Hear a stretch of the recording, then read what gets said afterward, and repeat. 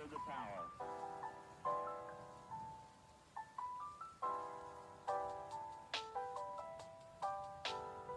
Every core computers now have primary control of critical vehicle functions.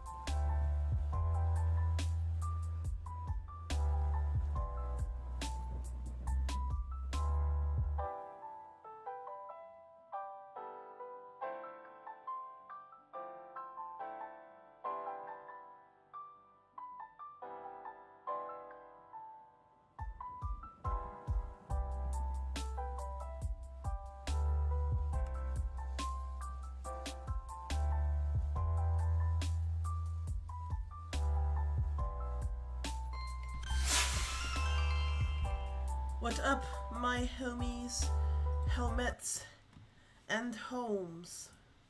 Which I have just now decided is the non-binary version of homie. How goes it? Hi, Zena.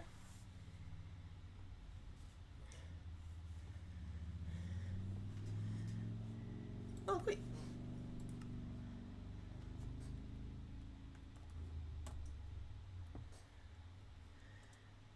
Oh, geez. Okay. Hello, the movie geek.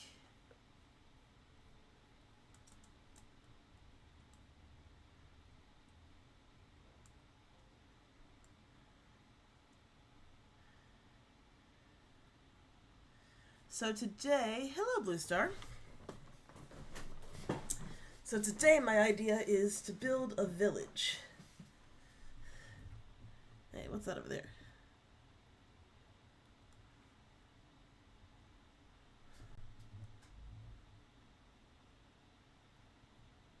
How interesting. What is this thing?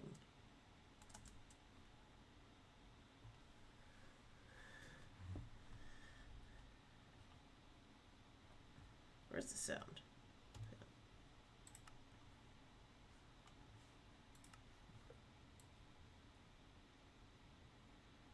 Turn that music up a little. Alright.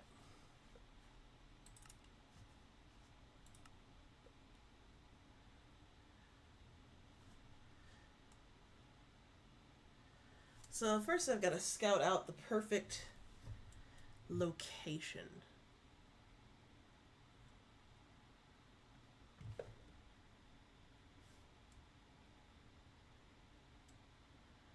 I wanted to build a village with some villagers kind of close to our home base.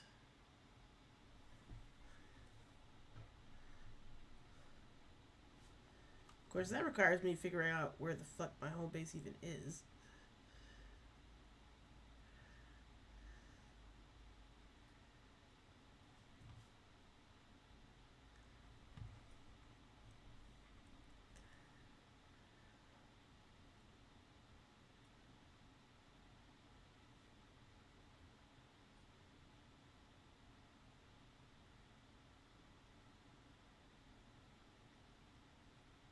I think it's in this direction. How's everybody doing? Everybody have a good week?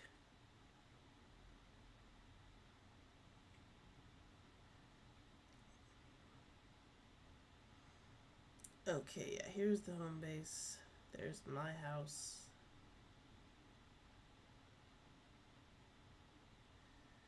So I'm thinking...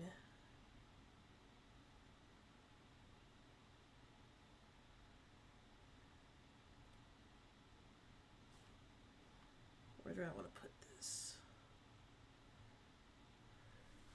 Obviously, I don't want to disturb any of the existing infrastructure.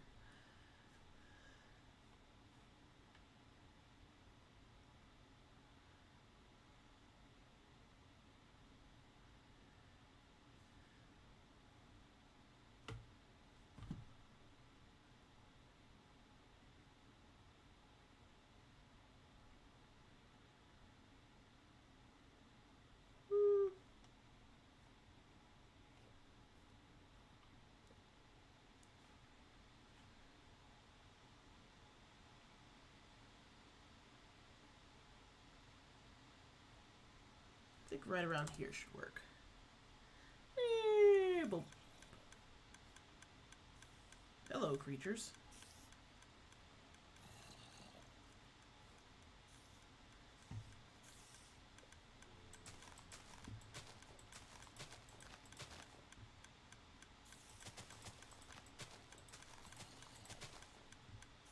What is that sound?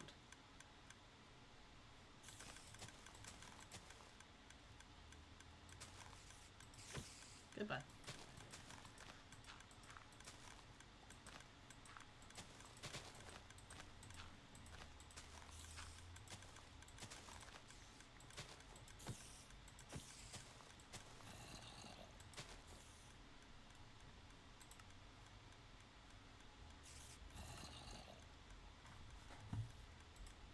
Let's see.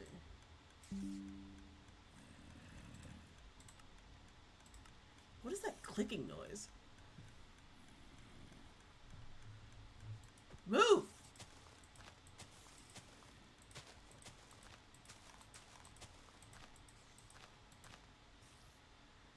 Okay.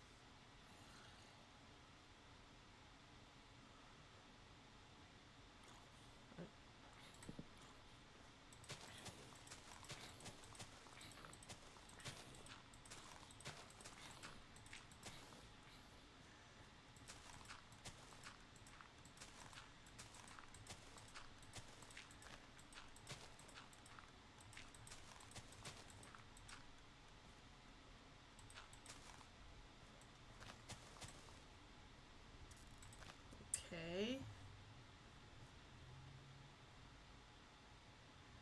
Pintopi's Cat Cafe. I don't think this person has done anything with this plot since then, but I'll leave it untouched. Gotta go right up to the edge of it, though.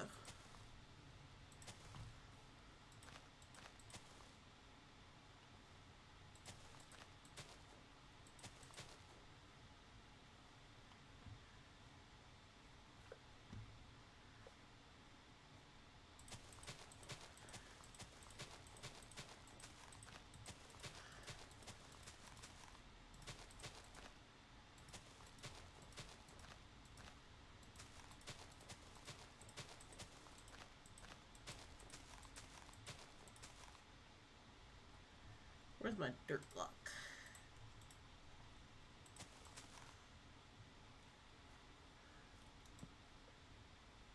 That ain't a dirt block. There you go.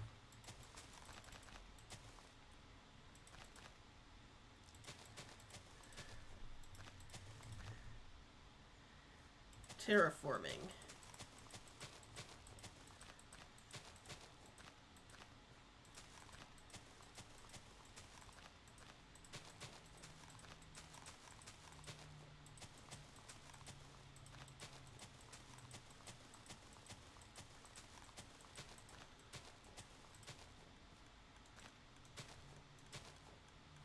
Still have not figured out what the fuck that clicking noise is coming from.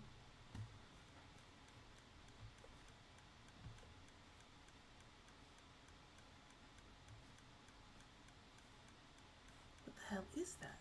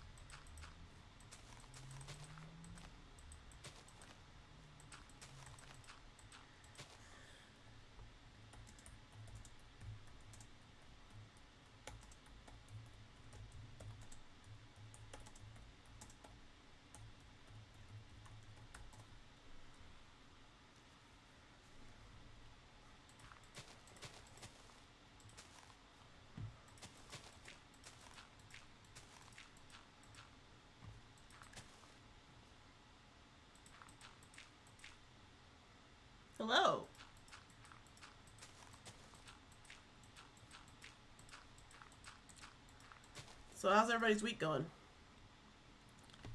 Okay.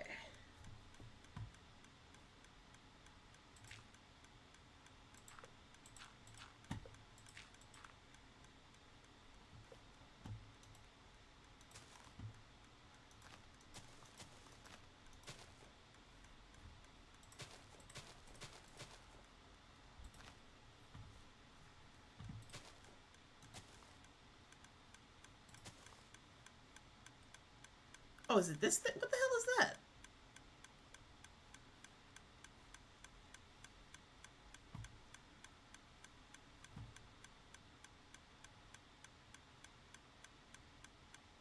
What is that?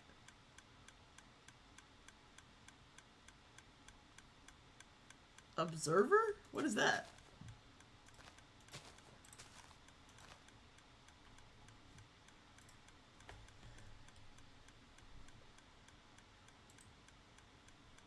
What does an observer do?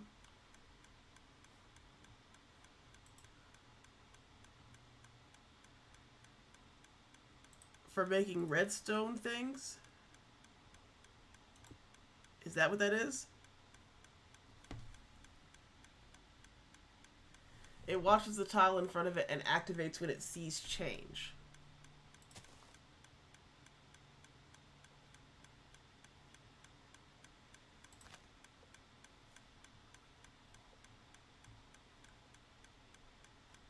Huh?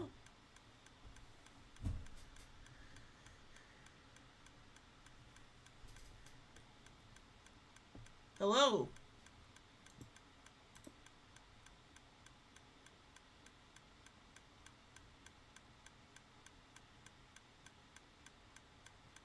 Oh. So you put redstone dust behind it. What's the purpose of it?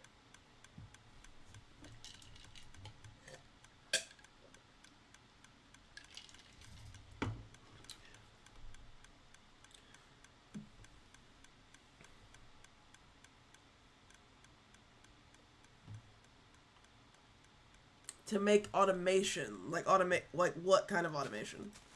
I'm sorry, I've never heard of it. Didn't know it was a thing. Like, what does it automate?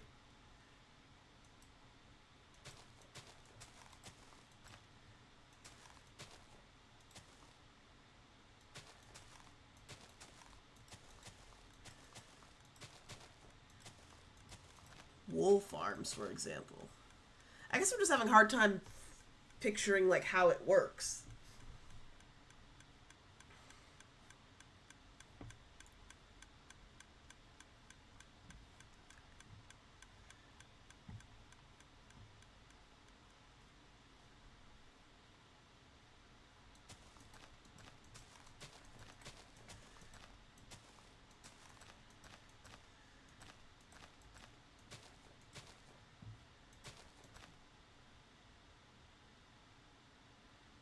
Hi, Saltbot. When a sheep eats the grass on a block, it regrows its wool, so you have automatic shears activate when the grass is eaten. Oh. I guess I didn't even know that you could automate shears. I guess okay. Lot to learn. Interesting. I mean, I could definitely see how that could be useful. I just didn't fully understand. Like,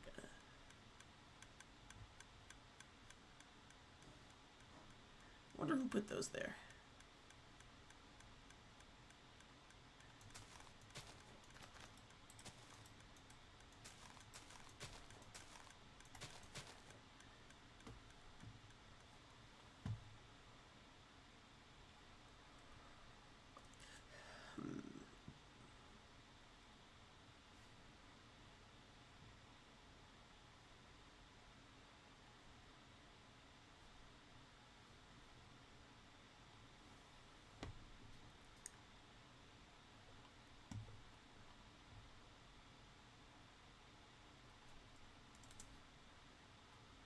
You can put shears in a dispenser and it will be automatic as long as it activates. Cool.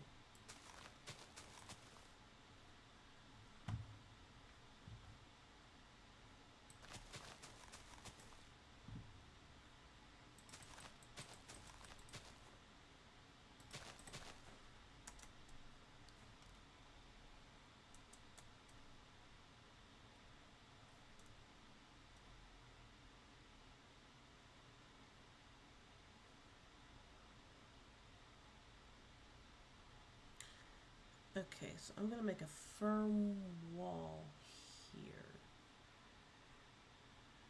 and cut out everything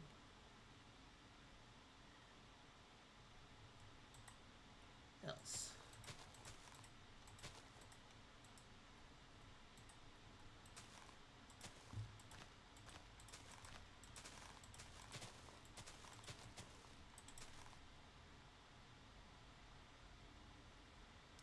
There's many YouTube tutorials to make farms like that on the SMP I played on. I had a rainbow wool farm, chicken farm, egg farms, lava farms. I said, that's so cool.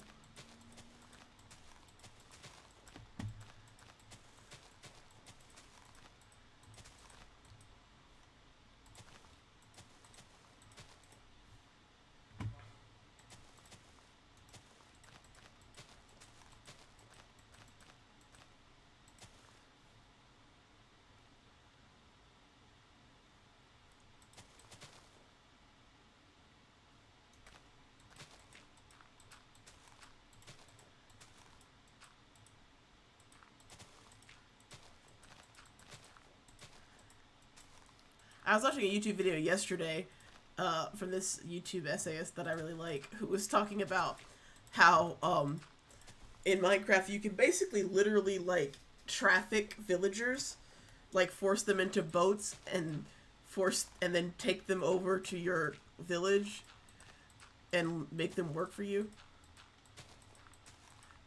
which is, you know, historically analogous to certain things.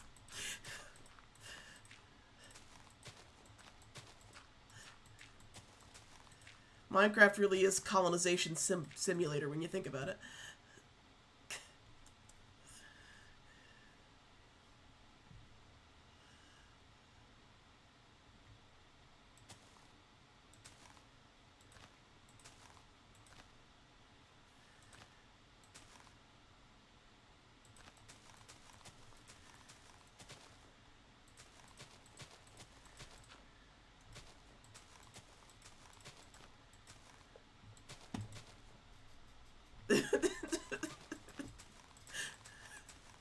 He even talked about how, like, he was like, you know how the design of the game visually others the villagers, like both the player character and the villagers are humanoid, but the villagers have a certain design to them which makes them stand out and feel otherized from the player character.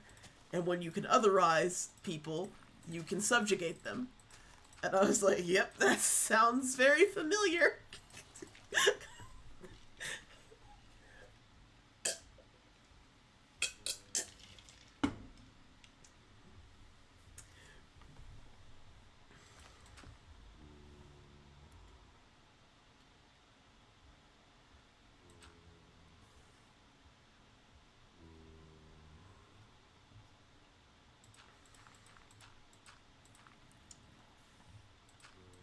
You've heard that villagers and humans are a different species entirely?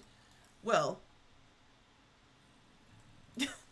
there was another group of people who said that too.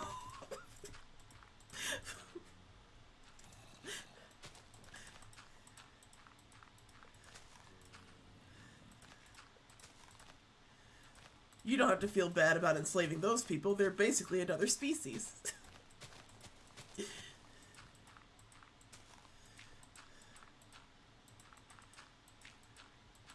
Yeah, and the original game creator was like very, very problematic.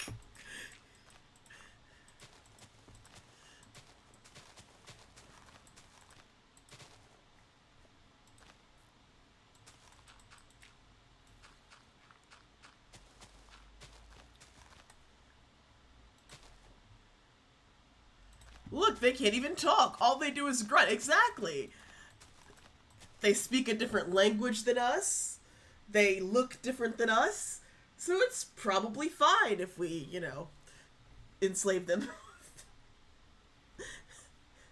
Oh yes, I've definitely blown up villagers' houses with TNT. I am far from innocent in this conquest.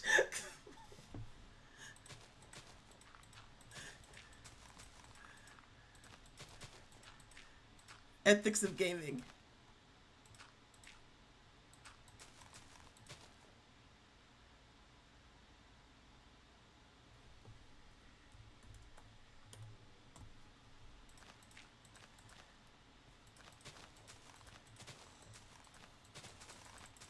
They kind of look and sound like Squidward if you think about it.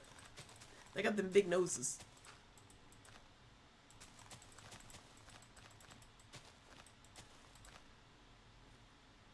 Just don't go to the village you poured lava over? Man, this is really the war crime simulator server.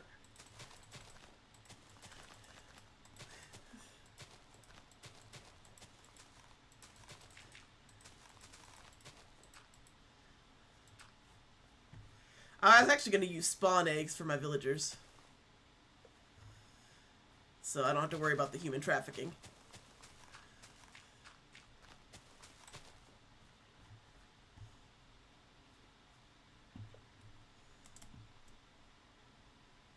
Okay, let's see. Where's the extent that I want to build this? Oh, your elevator works. Good for you. You were able to figure that out.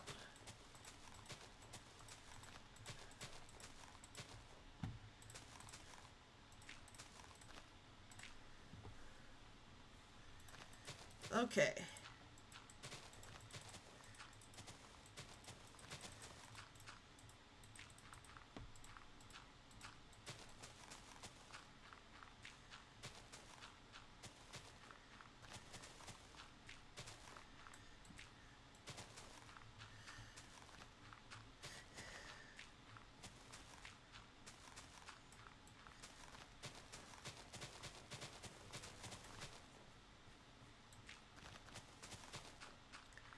Okay, first thing I'm going to build is a lantern tower.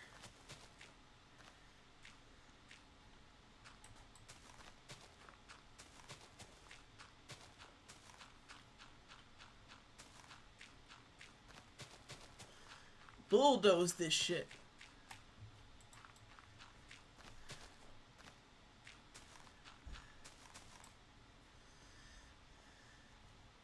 Fuck you.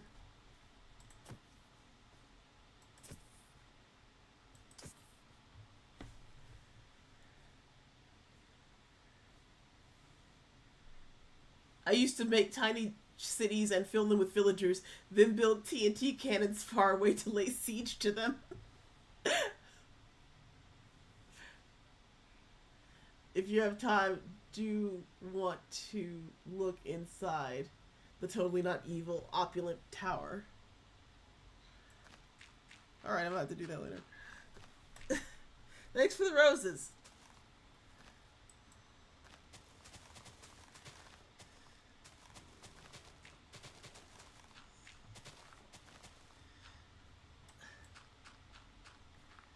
Oh, sure, it's not.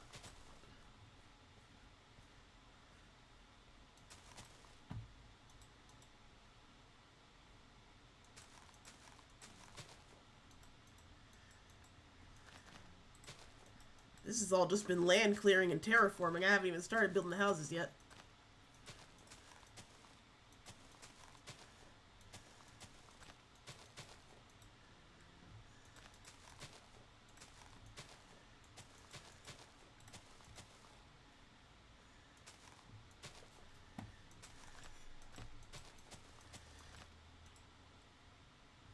I once laid siege to a village by releasing a bunch of raiders onto them. It's at least comparable.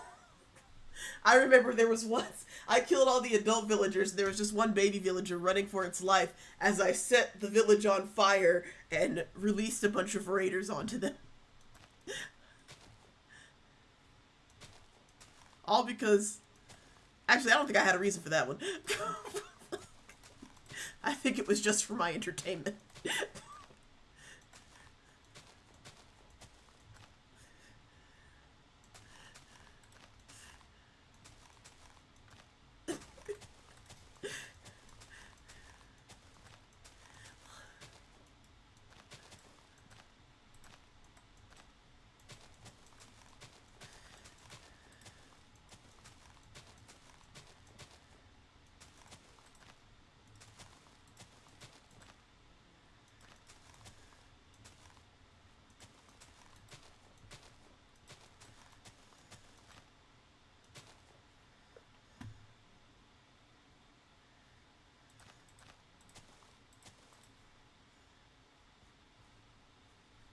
Okay, let's see.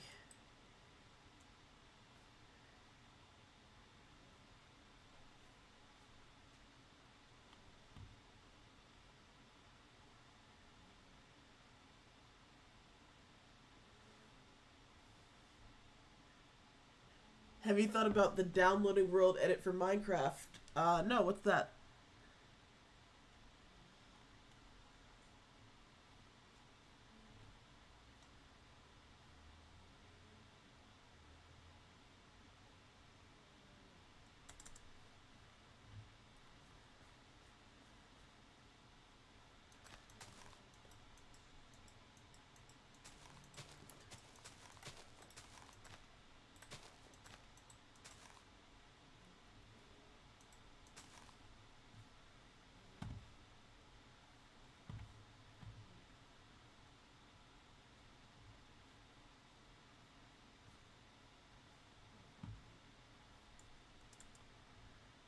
Okay.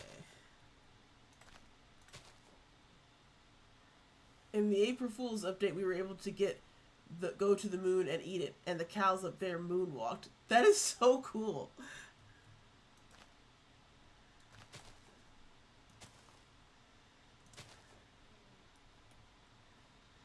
All right, build out.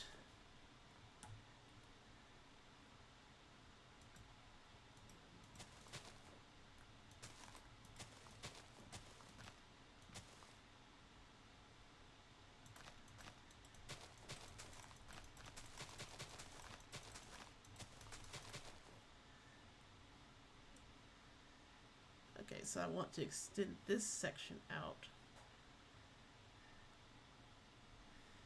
And then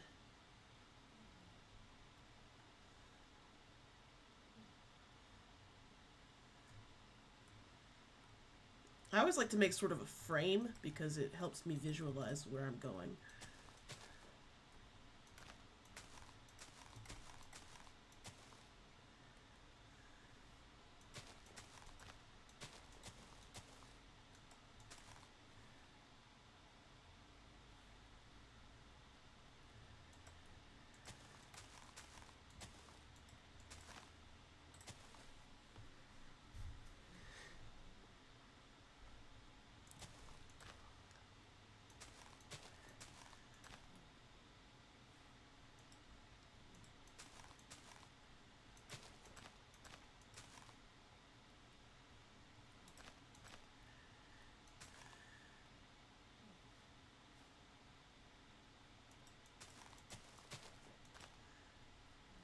I remember there was this one massive Minecraft edit where these people terraformed the Minecraft world to be pretty much one-to-one analogous with the real world, like to scale, which is insane to me.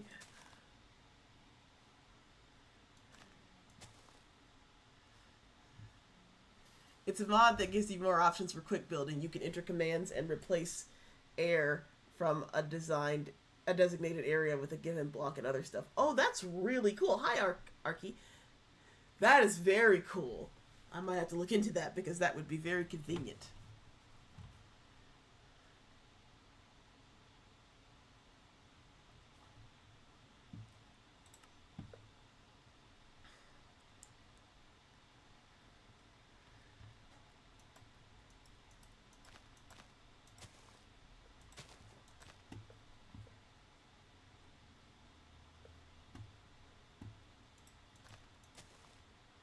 Okay.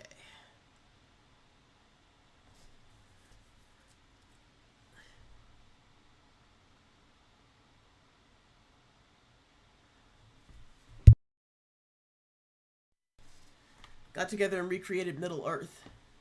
I'm telling you, the ingenuity.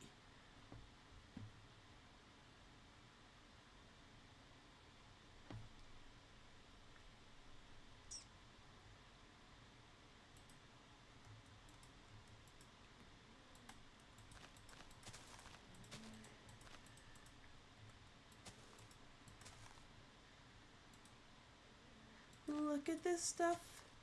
Isn't it neat? Wouldn't you think my collection's complete?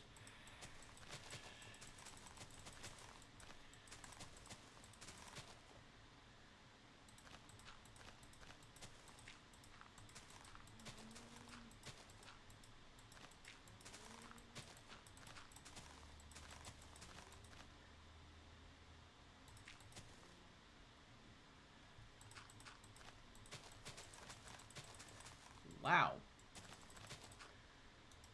I just love games like this that can unlock people's creativity like this.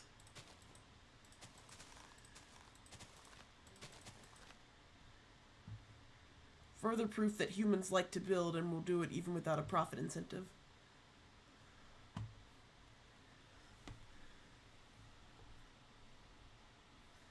No, this is Minecraft. No, this is Patrick.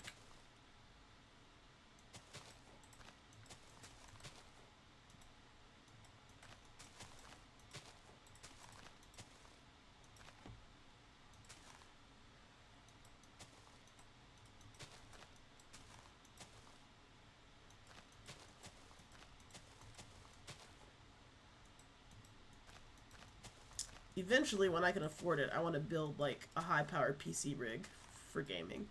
I have a gaming laptop. It does pretty well. But I have such a heavily modded Sims game, and I want to add some mods to my Minecraft, but I don't want to overload it. But I'm a big fan of PC.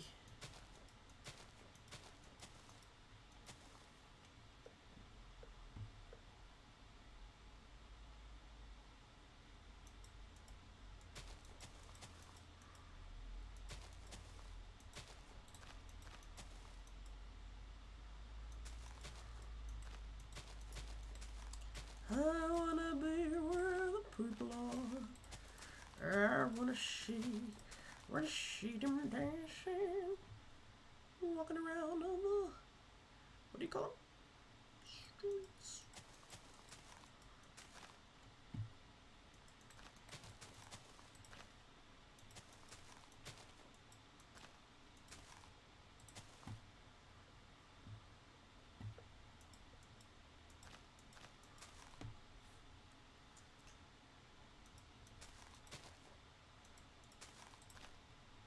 Oh.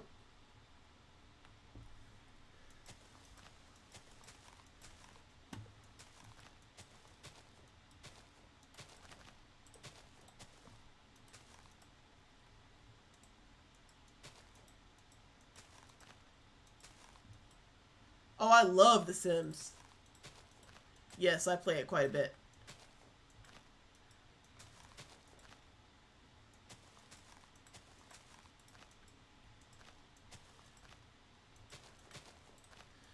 Big time simmer over here. That's probably my most heavily modded game.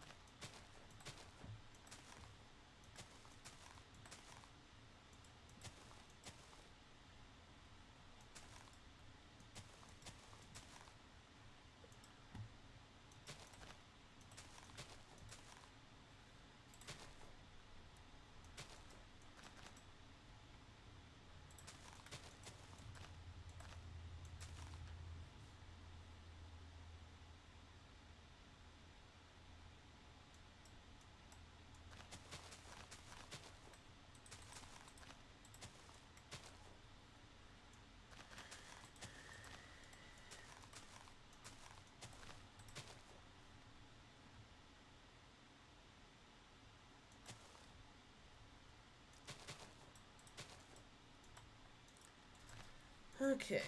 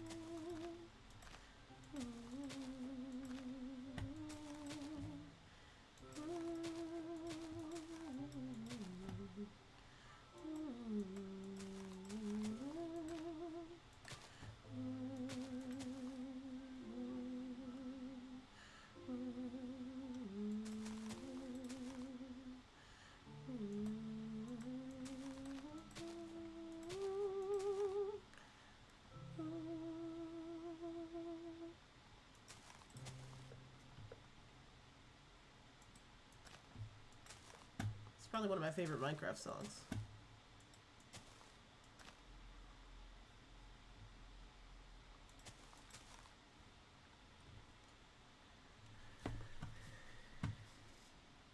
Let's see.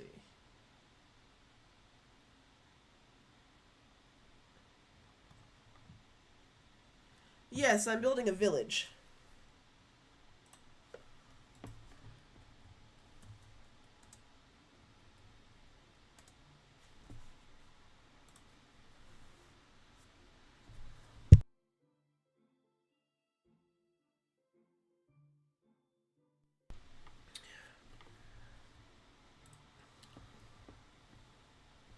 See, I've got a server for a bunch of followers on my Discord, and we have like this whole bustling kind of commune going on. And so I was like, what if we built a village so that we could have like villagers near our village so that we could trade with them. So that's what we're working on. Do I have a specific thing in mind? Not really.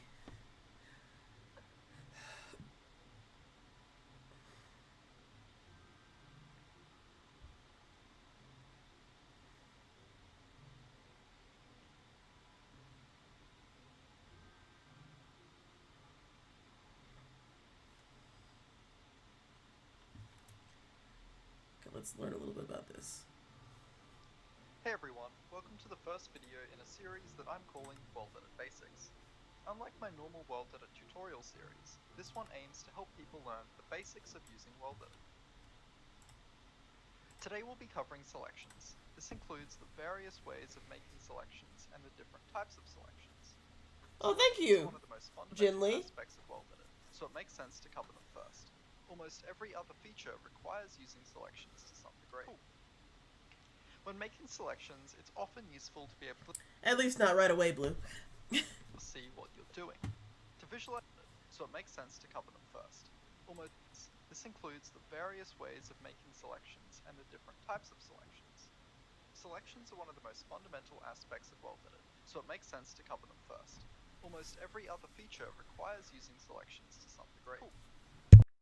When making selections, it's often useful to be able to see what you're doing.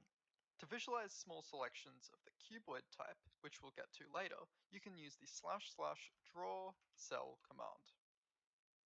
This is limited to 32 by 32 by 32 selections, however. To visualize more complex or larger selections, you can use a mod such as World Edit CUI for Fabric. For the rest of this video, I will have World Edit CUI installed and enabled to demonstrate the selections. The most common method of creating a selection is by using the wand tool. By default, this is set to the wooden axe. You can grab a wand tool by either getting a wooden axe from the creative inventory, or by running the // wand command. Then you can left click with the wand to select the primary point, and right click to select the secondary point. Another method is by using the // pos1 and pos2 commands. These will either set the primary or secondary position to your current position, or the given coordinates. You can also select the positions you're looking at in the game with // hpos1 and // hpos2 using ray tracing. The final main method of selection is the far wand. This works similarly to the wand tool, but uses ray tracing to select the positions the player is looking at. You can bind the far wand to an item by holding an item and running the /tool far wand command. Then left and right click towards the blocks you want to select as the primary or secondary positions.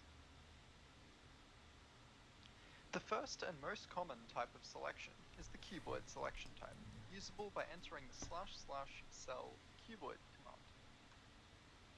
A cuboid is basically a 3D rectangle and is created by selecting the 2 points. Another method of selecting cuboids is by using the cell extend command. This allows setting a starting position as the primary position and extending the region to all secondary positions.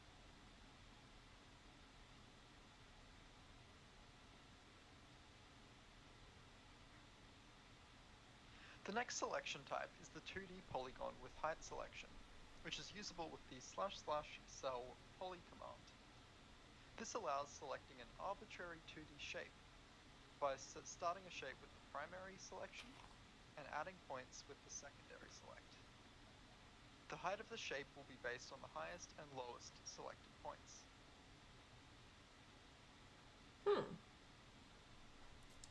Next up is the ellipsoid selection type, which you can get with //cell ellipsoid. An ellipsoid is basically a 3D oval, where you can select a primary position and then change the radius of each direction using the secondary select.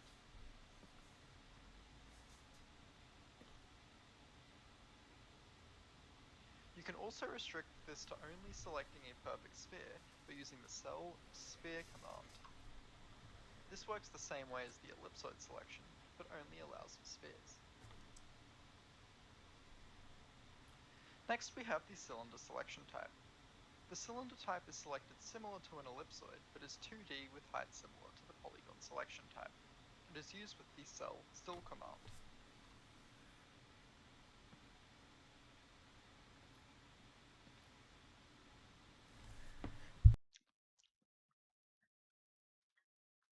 Last up, there's the convex selection type.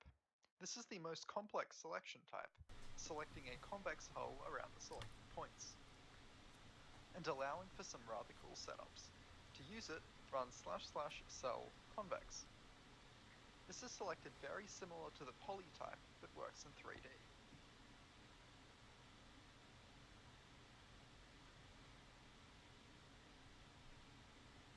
After selecting, I can run //set stone to select a 3D shape made up of these points. Alternatively, I could use a command like //curve stone to create a 3D curved line between each point.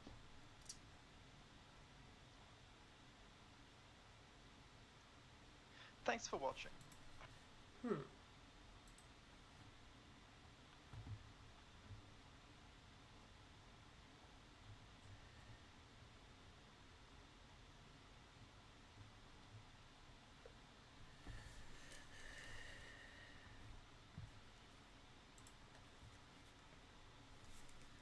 Forge or fabric? Hang on, let me with here.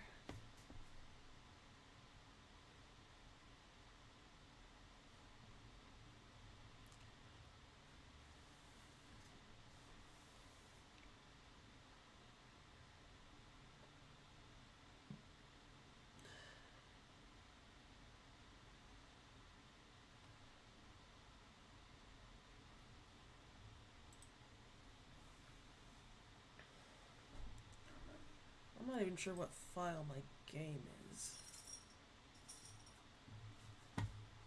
I'll be back.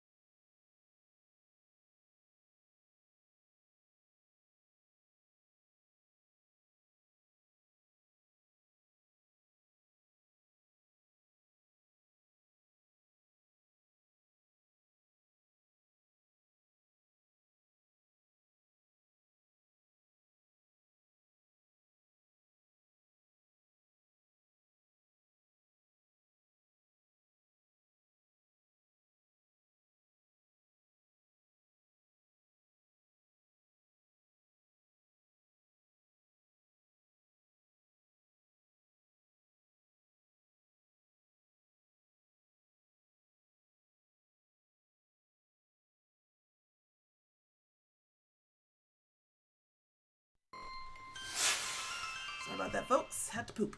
Alright. Now, anyway, as I was saying, jeez, my finger. I, like, managed to cut myself under my nail. So it kind of hurts. No, but for real, I don't quite remember.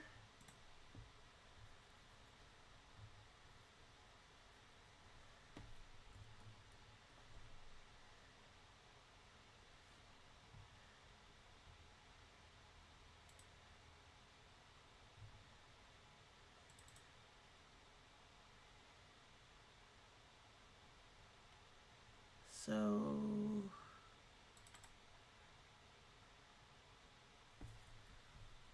I don't know where my, like, files are, you know?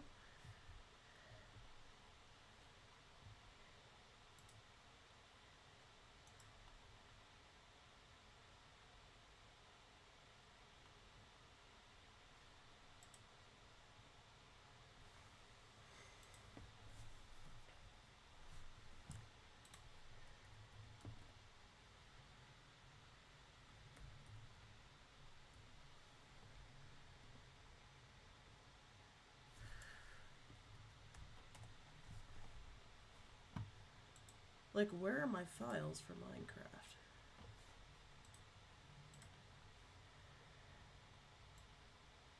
Minecraft Forge or Fabric?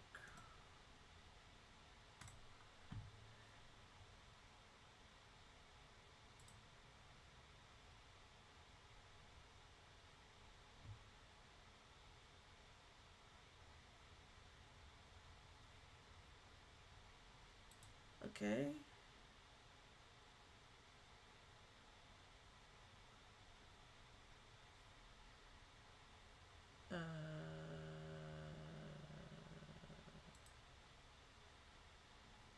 Wait, what?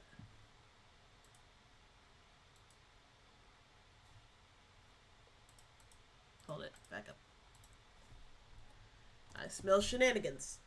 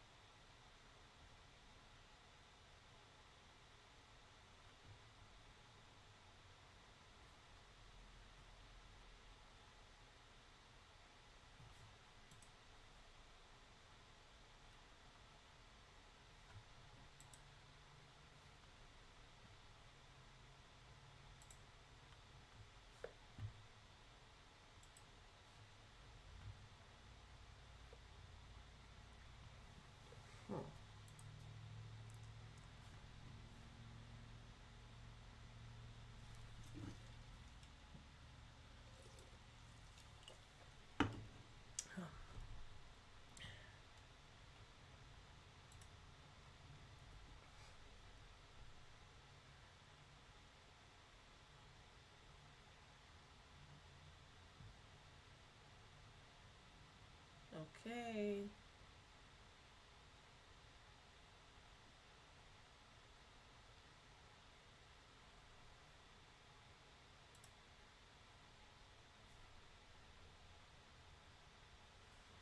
Huh?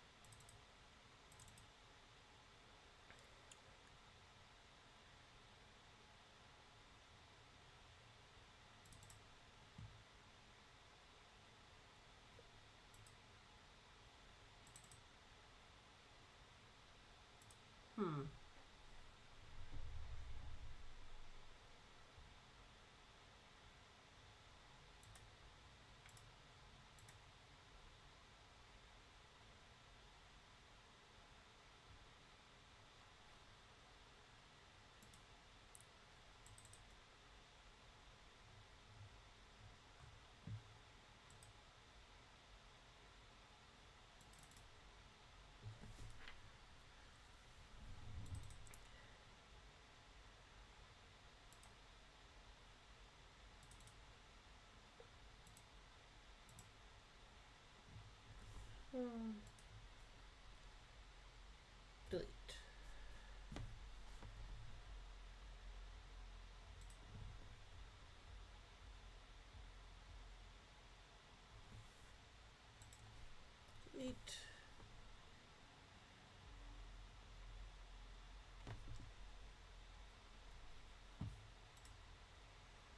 This is my favorite part of PC gaming.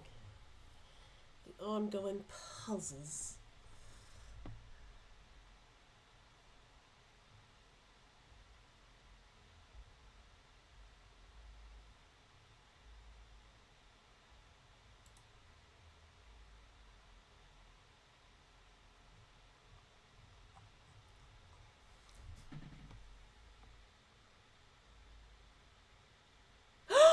No, I didn't! Ah! I should have! I totally forgot about that! Church of the Rock.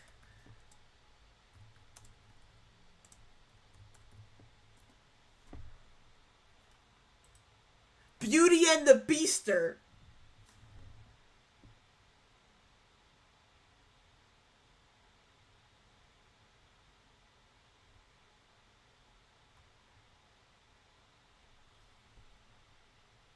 Oh my god, please tell me that they put this live stream on their YouTube.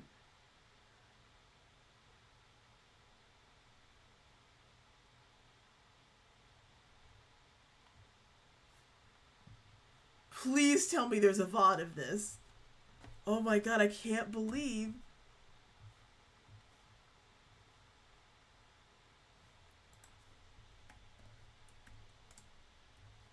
I completely forgot about that. Ugh, I feel like a fool.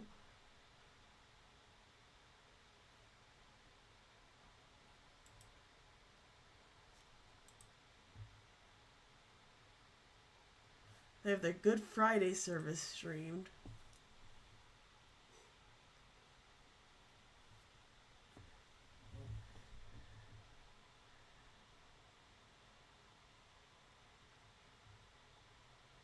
They have the stream, the Good Friday stream from 2 days ago. That's not what I'm looking for, though.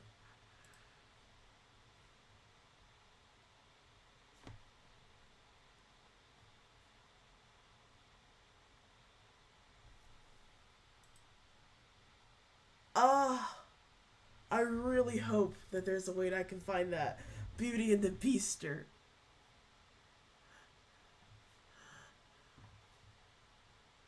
No, thank you. And I turned around and he said, "Is this your money on the counter?" And I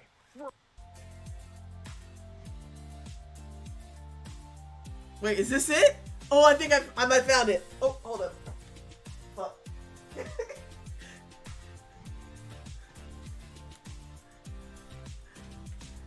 This stream might have taken a dramatically different turn.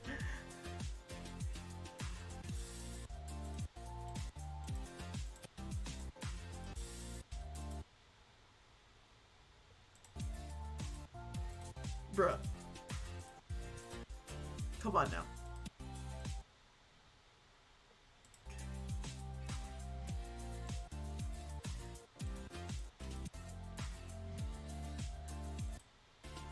Here we go. Welcome to Church of Rock Online. We're so glad you're joining us, and happy Easter. If this is your first time joining us for Easter, here at Church of Rock, we do Easter with a bit of a twist. So you do have a little bit of a surprise coming your way. If you haven't joined us before, what you're going to see first is a production. So we have the Beauty and the Beaster production. Our crew is standing by for that. They're excited and getting ready. And then following the production, we will have a message by Pastor Mark explaining the whole thing. I really don't give a fuck about that part. The story of Beauty and the Beaster fits in with the Jesus story of what he did for us. So you do want to stand by. So don't leave us after the production. So stay on for the sermon. And without further ado, I will pass it on to Danica to the backstage press. Okay, we're about to have a moment here. All right, everybody get comfortable. This stream is about to take a much different direction. Just hang on a second.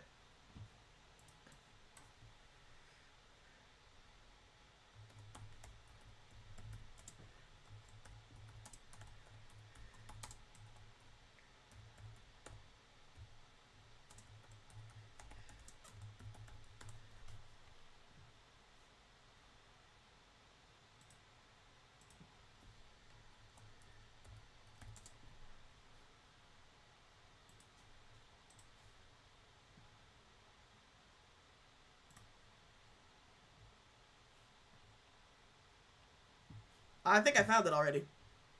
Alright, I'll be right back. We're gonna have a watch party.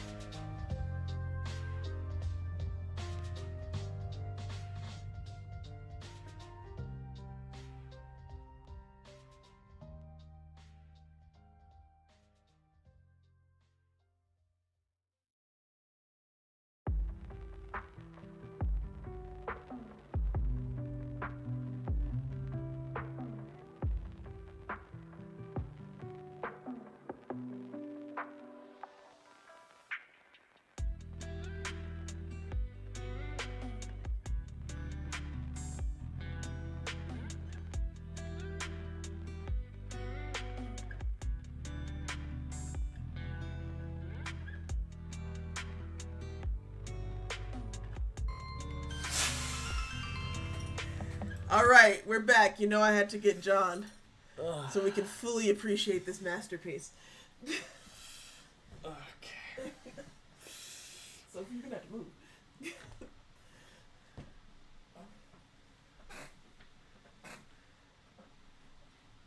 Alright.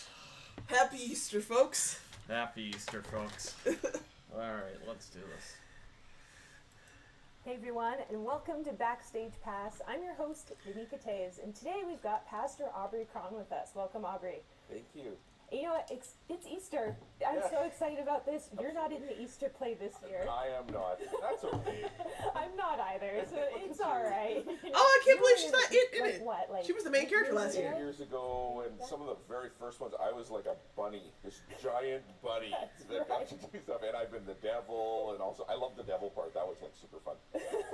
You kind of started off this whole Easter production. Kind of did, yeah. And I thought I'd do a fun segment today, Okay. and it's Easter hot questions. Okay, bring it on. These are questions we get pretty much every year from visitors. Or What is people wrong checking with us you? out. I'm gonna say. That's what you got for us. So the very first one is, why do we put on these Easter shows? We take some pop culture reference, we throw in secular music. Isn't that sacrilegious? Right.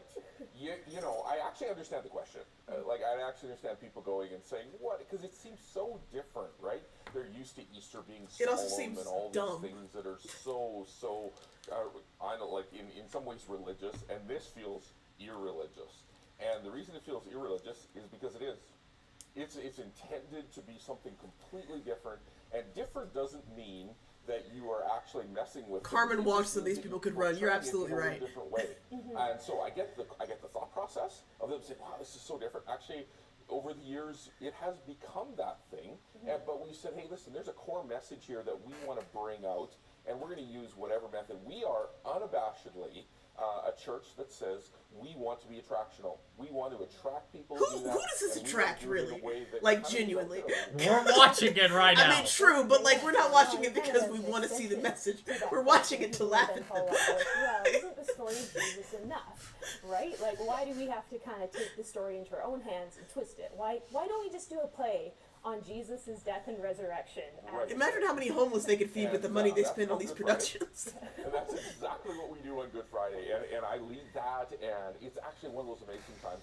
And it's for you and me, and for the people who really come to church and have that. Every time I think of the cross, and every time we do a scene like that, it's emotional, right? It gets us. Every And time but we this is put actually Iron Man for, on the cross. Yeah, when we people who are hang not Iron Man on the religious, cross who for are our religious, sins, maybe had a it religious brings us experience closer to and it's been Jesus. difficult for them. We want to present something in a way that All really three is of my helpful for children them. with you. So it's actually not for you and me; it's for them. It's something really accessible, right? It's a Bible story, Absolutely. very accessible. Yeah. Yeah, that's I one love word this for next it. question. It's is Easter just a money grab? Are we looking to get money from tickets or from offerings, or is it just to get people in the church? Right. You know, it's kind of funny. It's interesting. Most people ask the question because they don't know. Everything is free, and here's the deal. Yeah, but the production isn't free. It has to cost money to put it on. It's for you. And really, what we do with this in the church is bring it all together and say, hey, listen, we want to present this to you. We want to give this. We don't want. There's no charge. There's no offerings. That really is so far from our mind.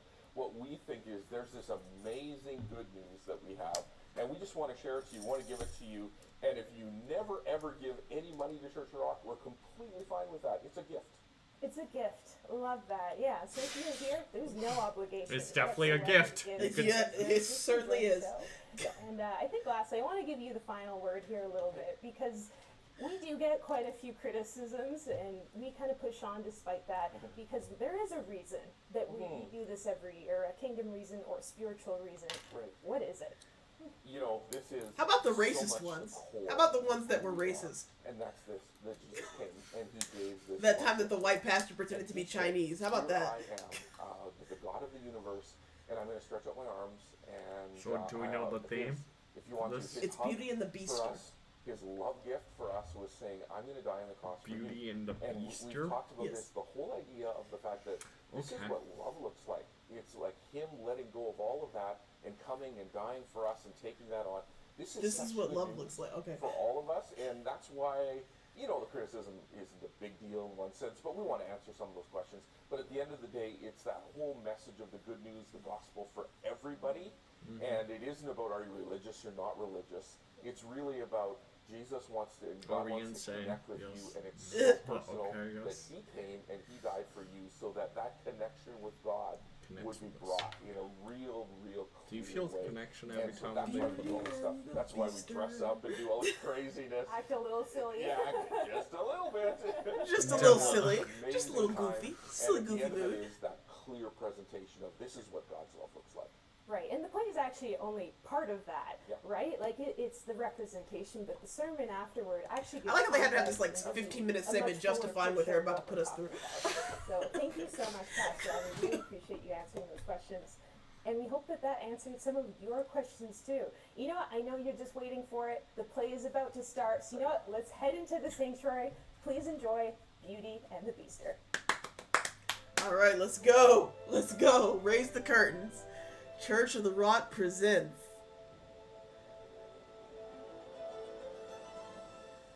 Once upon a time, Beauty and a the Beast. long time ago, in a place far away, there lived a very handsome Prince Adam. And I mean very handsome. As in Brad Pitt handsome. He lived in a beautiful castle and he had a wonderful kingdom, and everything was perfect. The people were perfect, the weather was perfect, and no one ever went without.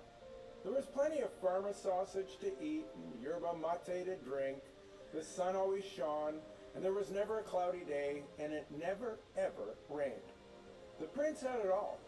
But he Never was still not rained? satisfied, and How he did the crops longed for grow? more. One day a beautiful temptress showed up, and I mean I never very rained, I heard. beautiful. As in Angelina Jolie beautiful. And she had come to tempt his heart. Cringe. Frosted heels? What's a girl supposed to do? To look like a beautiful temptress?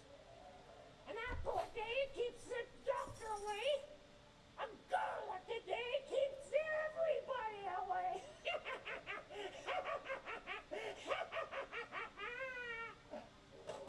What? Who's there? Which? Who? Which? Which who? Which one of you wants to buy an apple? Oh, why would I want to buy an apple from a 100-year-old troll? I'm not a troll. I'm a beautiful chimp-brush. You could have fooled me. That's the whole idea, you numbskull. Either way, it doesn't matter. I don't want to buy your silly apple. Oh, it's no silly apple. This is a Did they forget what Beauty and the Beast? This is like Snow White. wise as God. And all I ask in return is a little kindness of heart and a bed for the night. It does look delicious. It's not delicious. It's a Macintosh. What? Oh, it's a reference to what kind of apple it is. How about I take your apple and you go crawl back under a bridge for the night?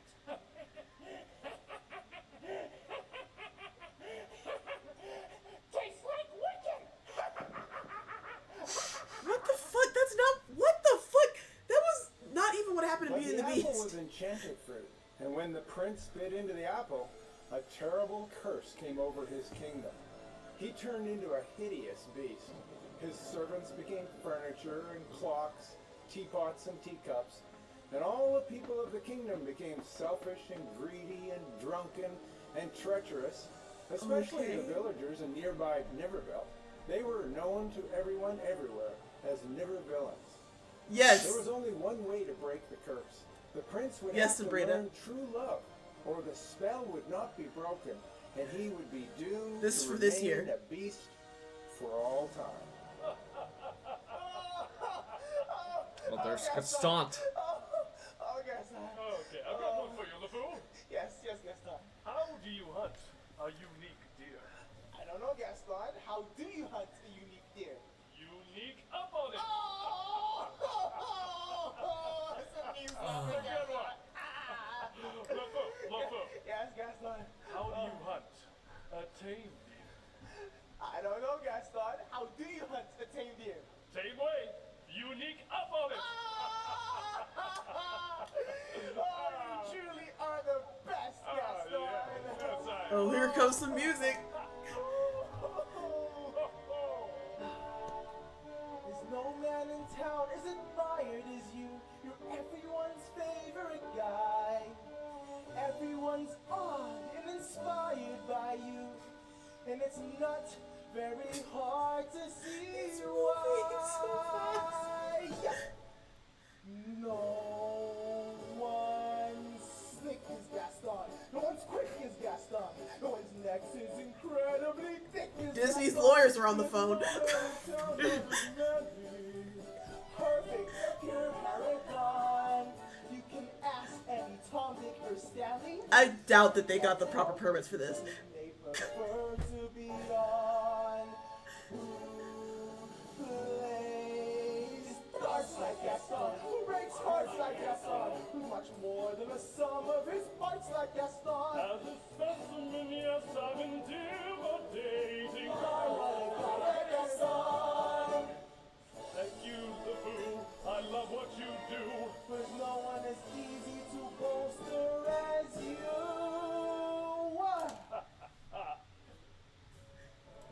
I just want to point out how like off the rails this has already gotten, because like at the very beginning they were like there was a town and there was a prince, and then they did the bit from Snow White with the witch and the apple, which isn't even a thing in Beauty and the Beast. No, it's not. And now we're at the tavern scene with Gaston. Who the fuck is Gaston? We haven't even met Belle yet. Like what? Like this is so off the rails. This is just beautiful perfection. This has nothing to do with the story.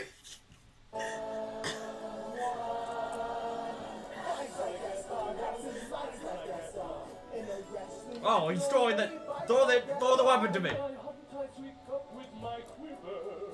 And the beasts on the field say a prayer.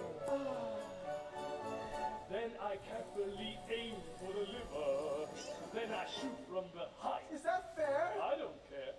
No one hits like Gaston, matches wits like Gaston. In a spitting match, nobody spits like Gaston. I'm especially good at expectorating. I know, right? The set and the costumes are just...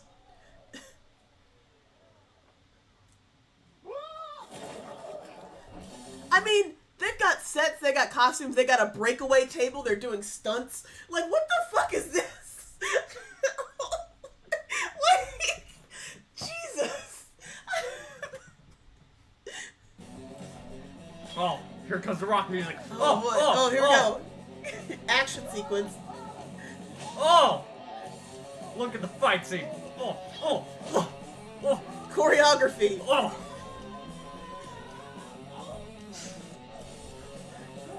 What is happening? What does this even have to do with what the fuck?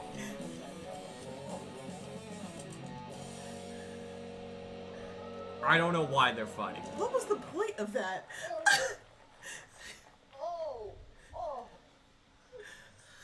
You truly are the best, Gaston. Yay! Too much? Yep. What can I say? You're just smooth like velvet? No. Smooth like silk? No. Smooth like Uh-oh. butter? Oh no.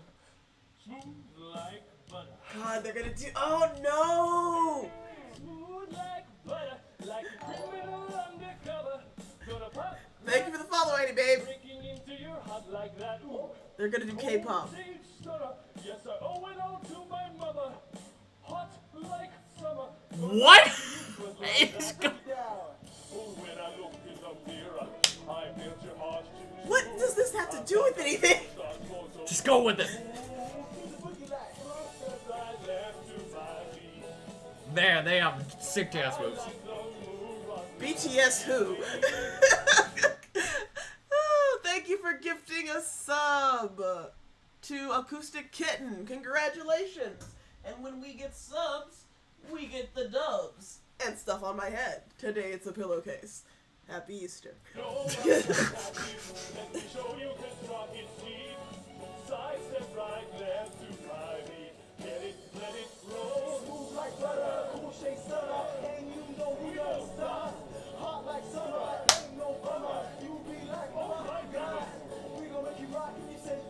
What is the point of this scene?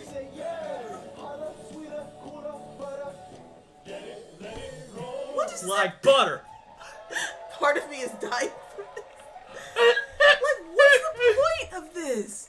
The Holy Bible. Okay, Lives by the sword, dies by the sword. Who is that divine damsel? That's Belle. She's new in town. Of course, our Belle has a gigantic fucking Bible. We need them to adapt Zootopia. Oh man, that would be crazy. No, we have not. No, seen we it. haven't seen. We need to catch up on Owl House.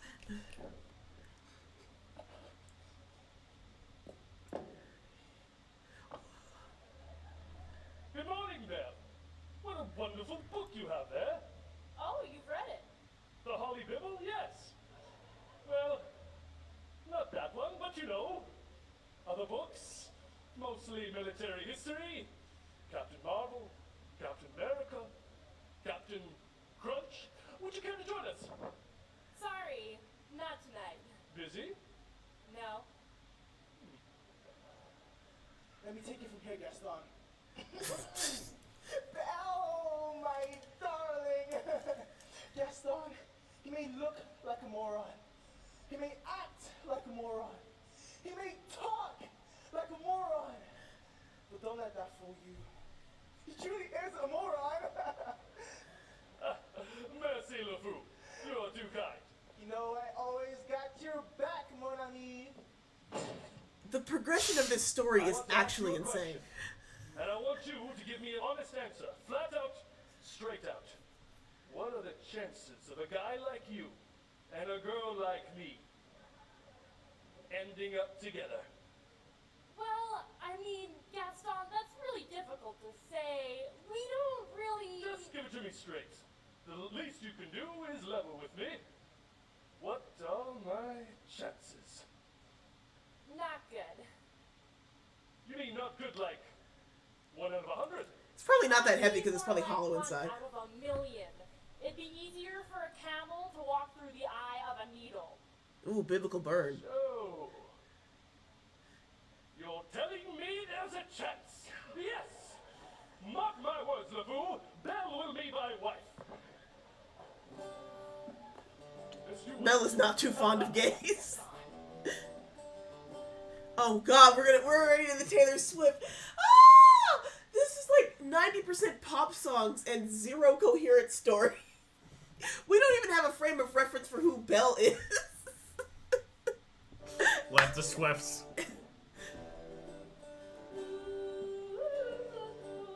Let me make it clear tonight. This time, I'm telling you, we are never, ever, ever gonna get together. We are never, ever, ever gonna get together. You go talk to your friends, talk to my friends, talk to me. But we are never, ever, ever, ever gonna get together. I'm really gonna miss you picking fights and me falling for it, screaming that I'm right. What are you talking about? And hide away and find your peace of mind with some indie What are you what? The lyrics of this song are about a relationship she was in that she is ending. The lyrics don't work if she's just telling this guy to fuck off. like they could have just stuck with the chorus and not gone into the verses. No. This is nonsense. Let me make it clear tonight. Take a hint from Victoria's with a slap. This time, I'm telling you, we are never, ever, ever gonna get together. We are never, ever, ever gonna get together. You go talk to your friends, talk to my friends, talk to me. But we are never, Ever, ever, ever. I actually like this Taylor song. Yeah, No by Meghan Trainor would have worked.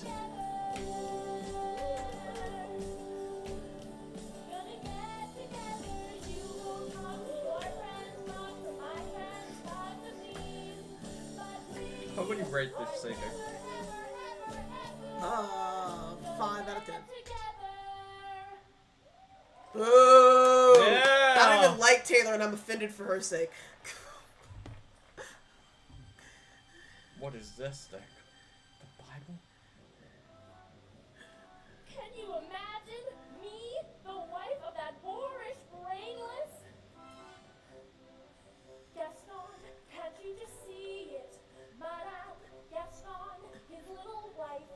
Yes, this is that church that Jenny Nicholson talked about. I guarantee it, I want much more than this provincial life. None of this music fits.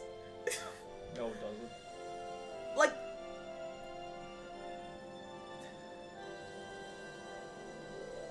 I want adventure in the great white somewhere. I wanted more than I can tell. what do you think the audition process was for this? Anyone. We'll grab someone off the street if we have to.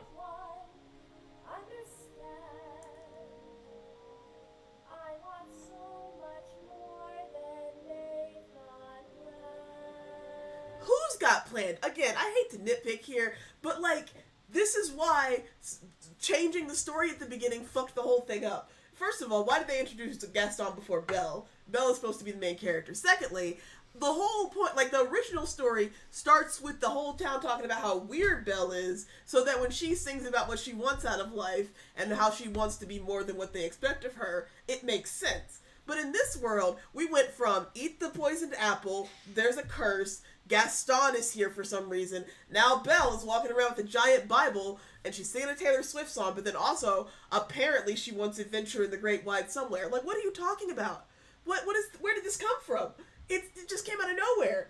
There's no cohesion.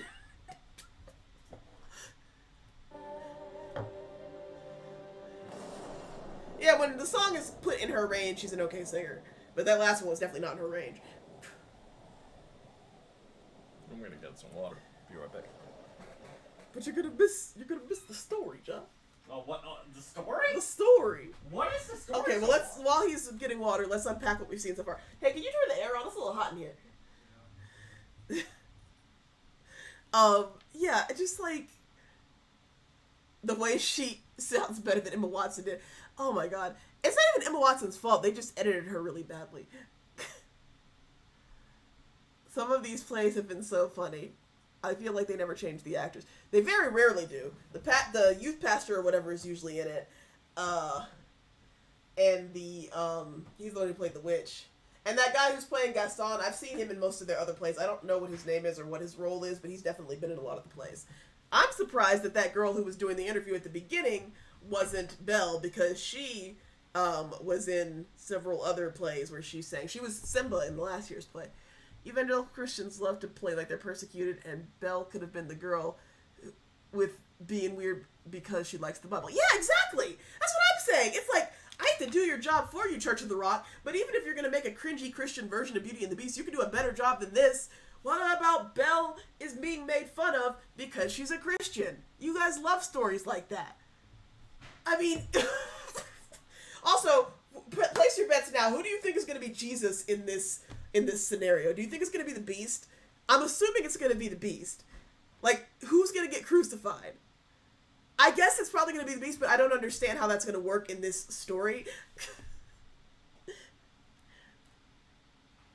You know, they should have made the Beast a pastor and he's being persecuted for being a Christian. What's the plot so far? Yeah, there isn't much of one. There's really no plot. So far, there's, like, been 3 incoherent scenes back to back. like, if you're gonna do this, you could at least do it right. You know what I'm saying? Like, there is a way you could write this story where it at least makes sense. Like, make Belle the odd one out for being a Christian, and then, like, I don't know, maybe her dad's, like, a pastor, and, like, I don't know, Beast finds Jesus, and yeah, exactly. I mean, Carmen's music videos make more sense than this. Carmen's music videos are pretty cohesive. You understand the story. You know, Witch's Invitation has a beginning, middle, and end. That's a cohesive story. Still one of my favorite Carmen videos ever. I'm fighting the gay demons! My favorite Carmen movie is the one where he pretends to be Rocky and he pretends to like women. That's hilarious. Go. Did you put on the air? Oh, yeah. Thank you. Alright, here we go. How are they affording these sets? Probably with their intense budget. Like, I'm sure that they get plenty of money. This is like a mega church. Or their dude is really rich or something. Yeah, it's the church. This offerings and stuff. The church is a mega church. They got plenty of money. Hello? Anybody home? Like, where is she even? Hello? I think she's already at the castle. Yeah, she's already at the castle. Yeah. How did she even get I'm here? sorry, I She don't just mean to walked. intrude. I just need shelter from the storm. The storm came out of nowhere. Wherever you are, I'm gonna warm myself by the fire. Who said that? Who's there? Who's there? Who are you? Ew. Who are you? I just needed shelter from the storm and food. I'm sorry, but let's run this back, because how the fuck did this transpire? I'm gonna warm myself by. So she says no, and then she has that whole, I want, Can you imagine yeah, she's gonna do the Belle song. the life of that boorish, brainless Gaston? Can't you just see it? Yeah, they've had more intense sets than this. His little wife. If you want to see more of their plays, you gotta check out Jenny Nicholson's video on them.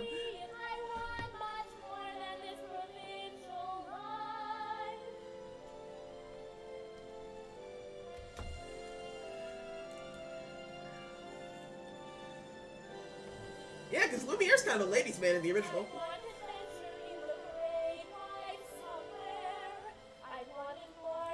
I bet he's gonna block off all the ladies because of the Bible.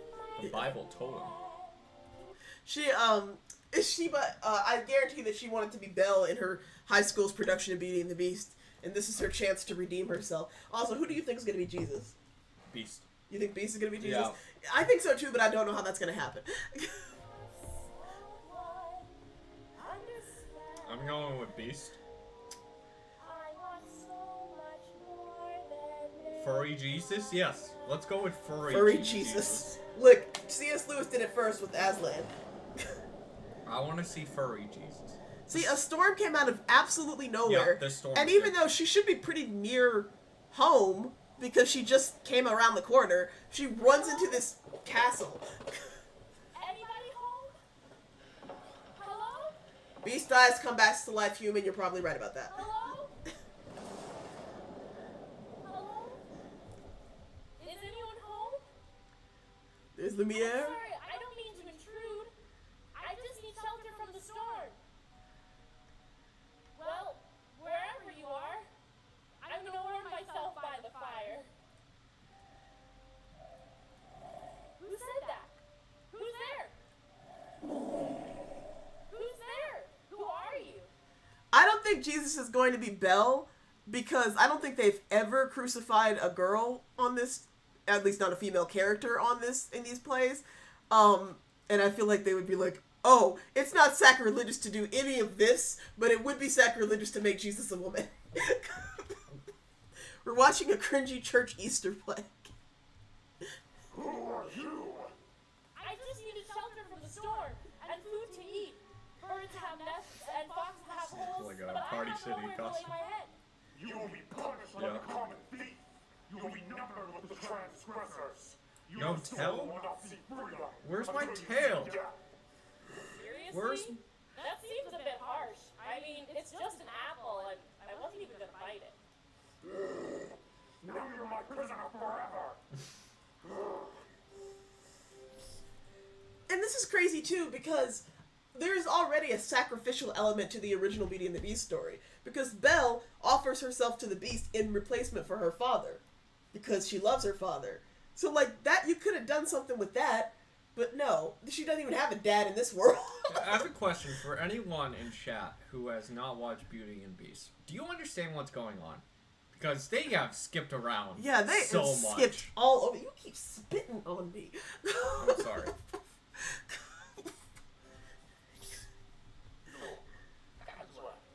It's a beautiful girl. Must have lost her way in the woods. Shut up, you idiot. I can see it's a girl. I've lost my hands, not my eyes. But what if she's the one? The one who will break? Lumiere, as head of the household, I demand that you put her into her cell at once. Oh, come on, Codsworth. What are you, man or mental block? True. She had a very muted reaction to being imprisoned. He was like, "You're gonna be my prisoner forever," and she didn't really react to that at all. Oh, cool! Like, all right. Yeah, that's fine. I didn't have any plans for my life. Prisoner? Sure. You must forgive first impressions. I hope you are not too startled. Why would I be startled? I'm talking to a candle. Candelabra. You talked to a talking animal a second There's ago. an enormous difference. But consider me at your service. The castle is your home now. I'm sorry, but this is not my home. I'm from a different kingdom, and I will be returning there. Maybe I can explain it to you, dear. You Oh, I see, love her. She our could sing really master, well. He made a huge mistake. He was selfish and cruel, and he refused to show anyone love or kindness. And now we're all cursed as a result. He will remain a beast forever. That still doesn't explain and why we I can't leave. will remain. And Deeks. Well, there must be some way to break the curse. Well, there is one way. No. You needn't worry about that, my dear. You see, we have made our futon, and now we must lie in it. What? I What? was just going to say, we would have to go back in time. What? Stop! Codsworth, he's just being funny. Because he's a clock. You know?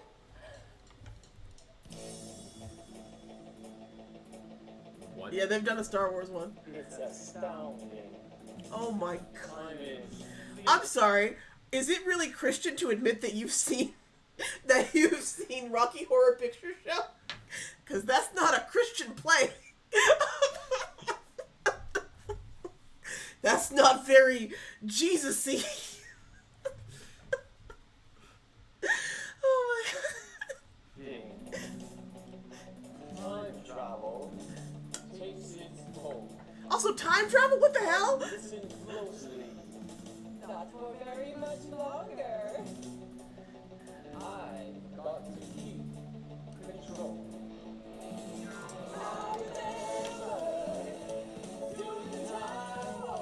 Again, Bella's just grooving. She has no concerns about being kidnapped. Yeah, I got kidnapped today. Yeah, kidnapped. I'm kidnapped. Yeah.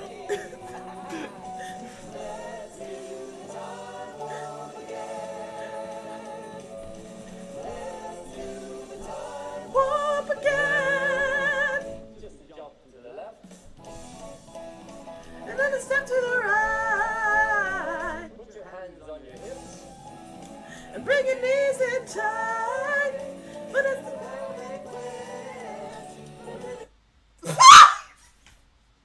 I was just thinking, like, are they going to say pelvic thrust? Because, like, how inappropriate for a church play.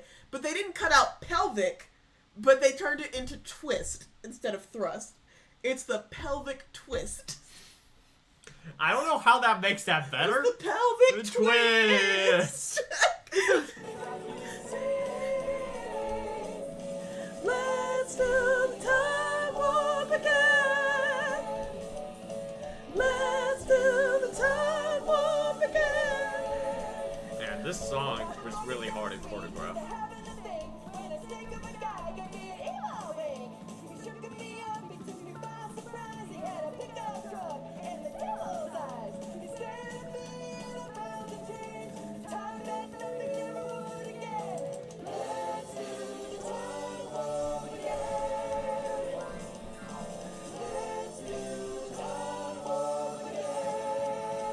Just jump to the left. Put your hands on your hips. Bring your knees in tight. It's a perfect twist. Really got you insane. Let's do the time warp again. Let's do the time warp again.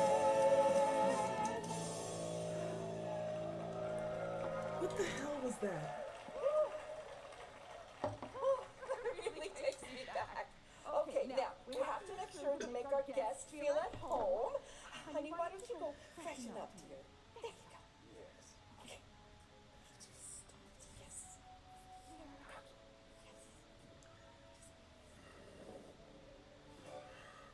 You're making her dinner? We, thought you might enjoy the company. Master, I can assure you that I have nothing to do with this hopeless plan. Preparing a dinner, designing a gown for her, giving What? her a suite in the East Wing. You gave her a bedroom? No. He gave her a bedroom. None of this happened, though. Why do they keep, like, cutting out huge parts of the story and then just, like, referencing it? Like, nothing. She walked away 2 seconds ago.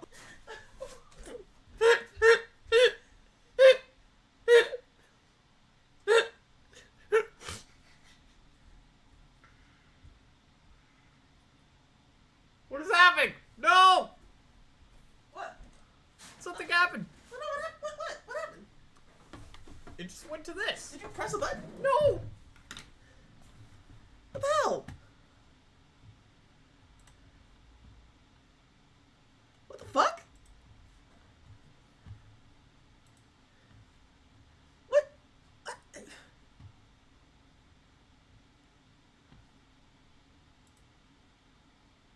What happened? I don't know.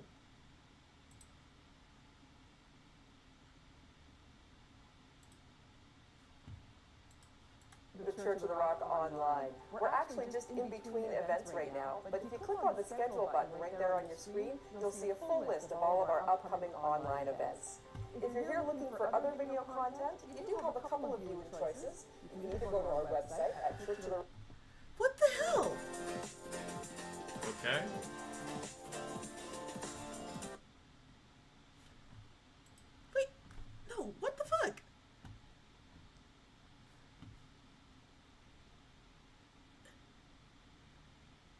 Are they moving it to a live version? What the fuck?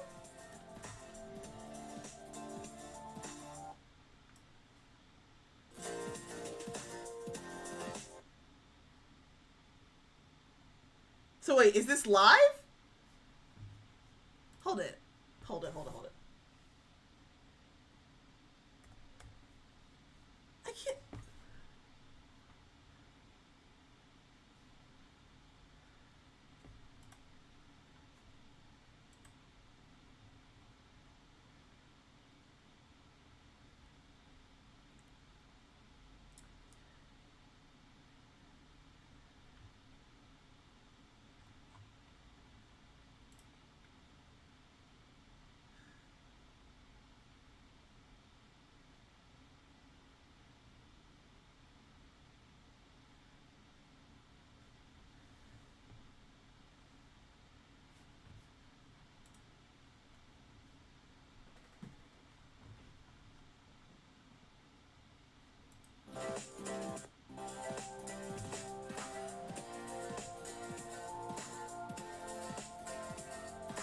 Wait, is there a previous stream?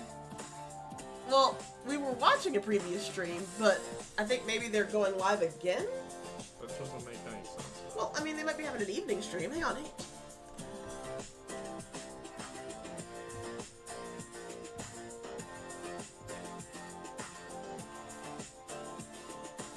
Yeah, I think if they just went live.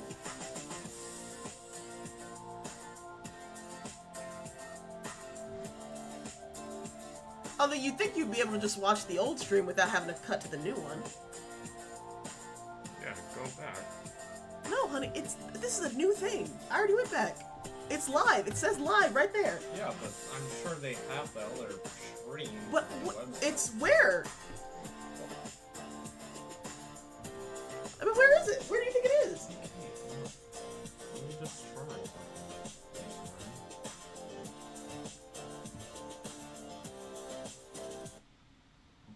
let's see. So they have the online thing. 3 service times. Let's see. Beauty and the Beast. Doors open.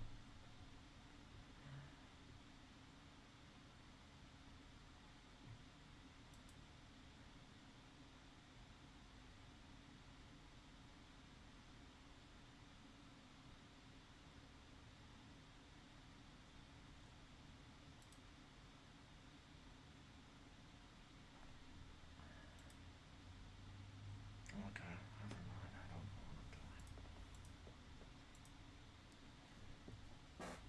I mean, it's like I said it was. It's not a big deal. We can just watch it live.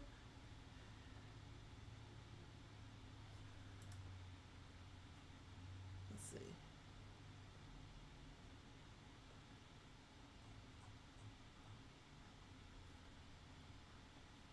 Yeah, they think the live we were watching just got finished.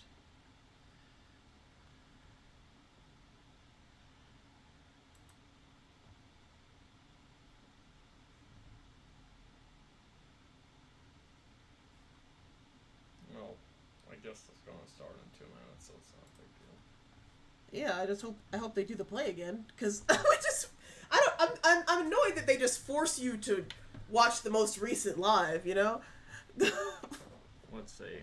Online at Replays 9. Sunday. Okay, it does say replays at 7:30, so that must be this one.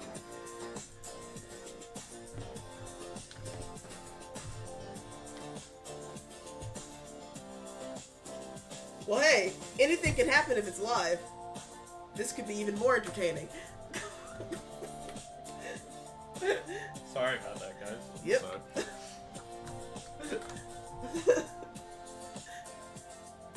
gonna get some chips and salsa though. Okay.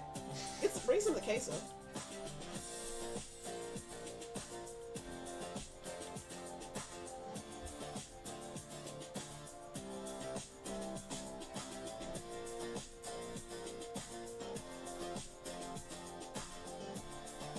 Well, this is even more exciting. I wonder if it's a replay of the recording from this morning, or if it's just like a new event.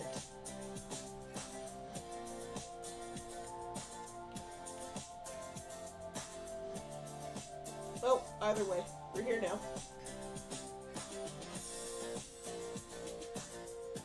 Yeah, I don't know if it's another showing or if it's just a replay of the earlier showing. I'm kind of hoping it's another showing, because I would love to see this play live.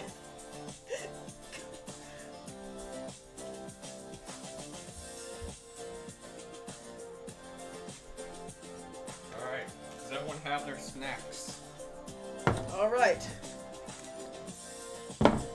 Happy Easter, folks. Yeah, another showing, apparently. Yeah, we don't know if it's another showing or just a replay of the earlier showing, but either way. Yeah. It, like, cut. To be fair, we were at the beginning. Yeah. I mean, it moves so fast, we'll be caught up to where we were in no time. Yeah. Why am I so weak? No. I even pre-opened that, John. There's no reason you shouldn't be able to open that. Try it again.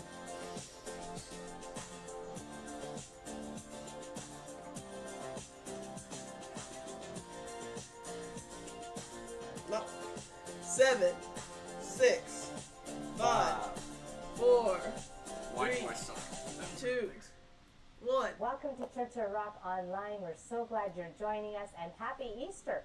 If this is your first time joining us for Easter here at Church of Rock, we do Easter with a bit of a twist. So you do have a little bit of a surprise coming your way. If you haven't joined us before, what you're going to see first is a production. So we have the Beauty and the Beast production. Our crew is standing by for that. They're excited and getting ready.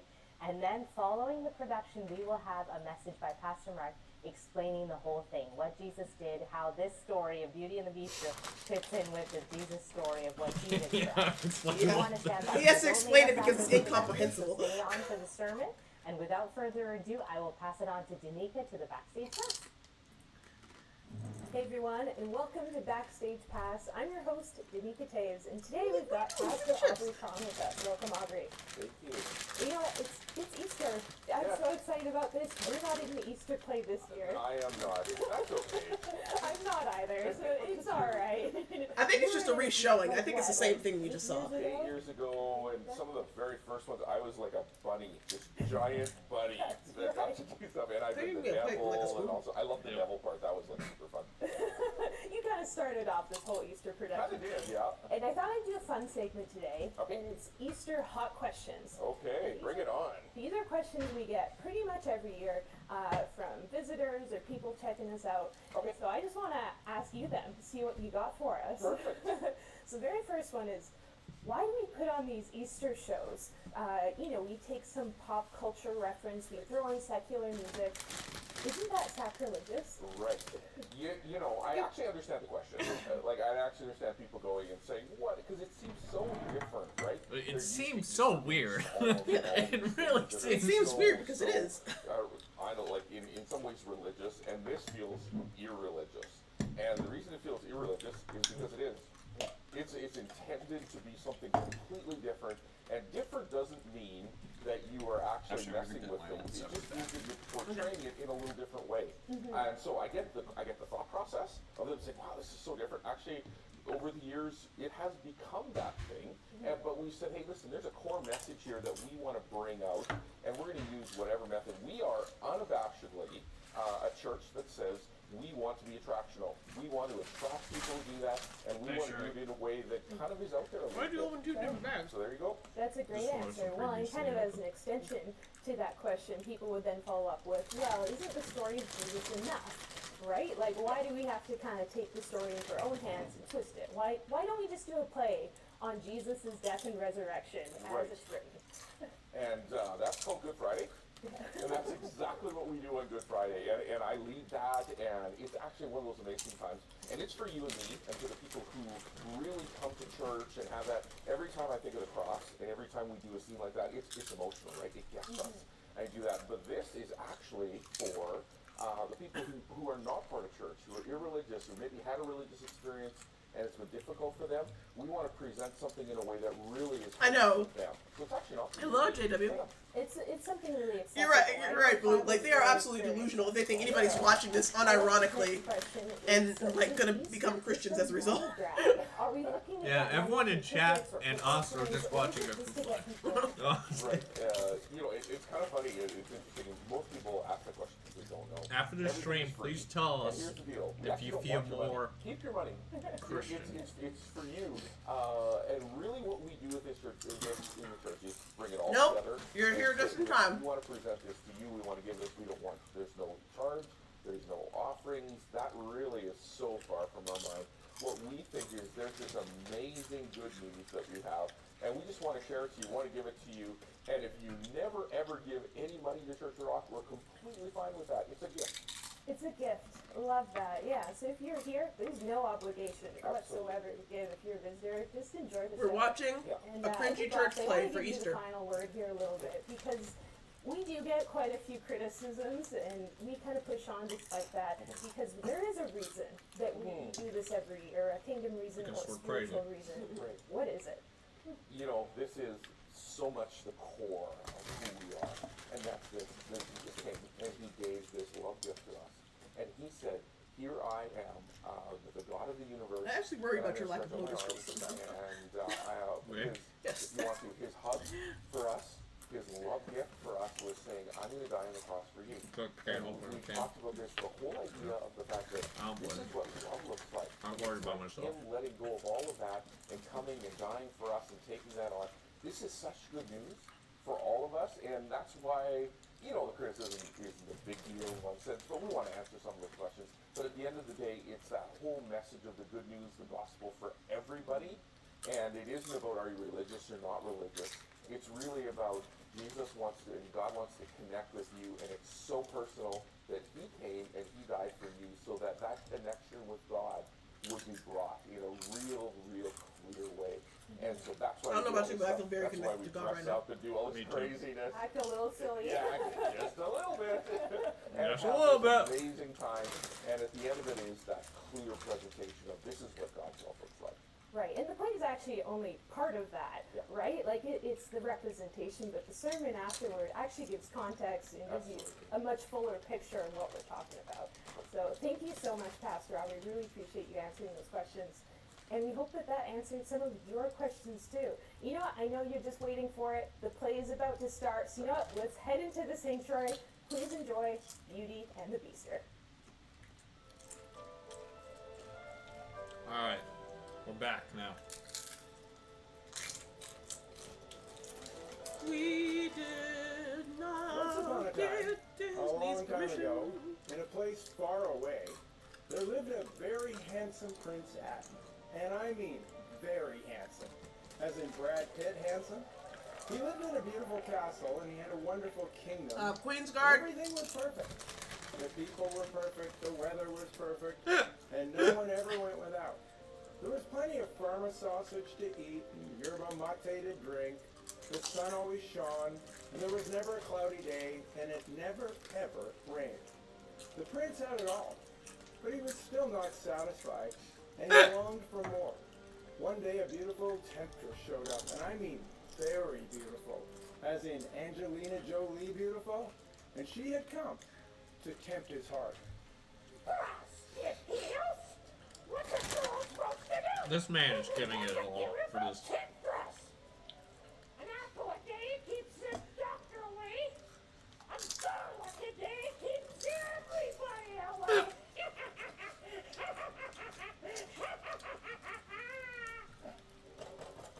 Who's there? Which? Who? Which? Which who? Which one of you wants to buy an apple? Sure. Can you please get down? You make me nervous. Why would I want to buy an apple from a 100-year-old troll? I'm not a troll. I'm a beautiful temptress. Yeah, he's like the youth pastor or something, I think, but he's not the head pastor, but he is a pastor, I think. Either way, it doesn't matter. I don't want to buy your silly apple. Oh, it's no silly apple. This is a magical apple. It'll make you as wise as God. And all I ask in return is a little kindness of heart and a bit for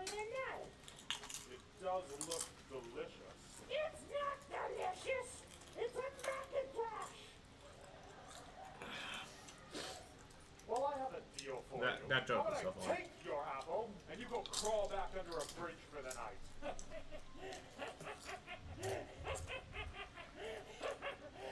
Tastes like wicked. So I'm confused. The prince is evil for being mean to the witch, but she really is a witch who was really Well, out to the harm apple him. was enchanted fruit, and when the prince bit into the apple, a terrible curse came over his kingdom. He turned into a hideous beast. His servants became furniture and clocks, teapots and teacups, and all the people of the kingdom became selfish and greedy and drunken. Hey Disney, I and heard you need treacherous, more animation especially studios. the How about you villagers reach out? nearby Niverville. They were known to everyone everywhere as Niver villains. There was only one way to break the curse. The prince would have to learn true love, or the spell would not be broken, and he would be doomed to remain a beast for all time. Oh, Gaston! Oh, Gaston! Okay, I've got one for you, LeFou. Yes, Gaston. How do you hunt a unique deer? I don't know, Gaston. How do you hunt a unique deer? Unique up on it. That's a good one. LeFou, Yes, Gaston. how do you hunt a tame deer? I don't know, Gaston. How do you hunt a tame deer? Same way. Unique up on it. Oh, you truly are the best, Gaston. Yes, I am.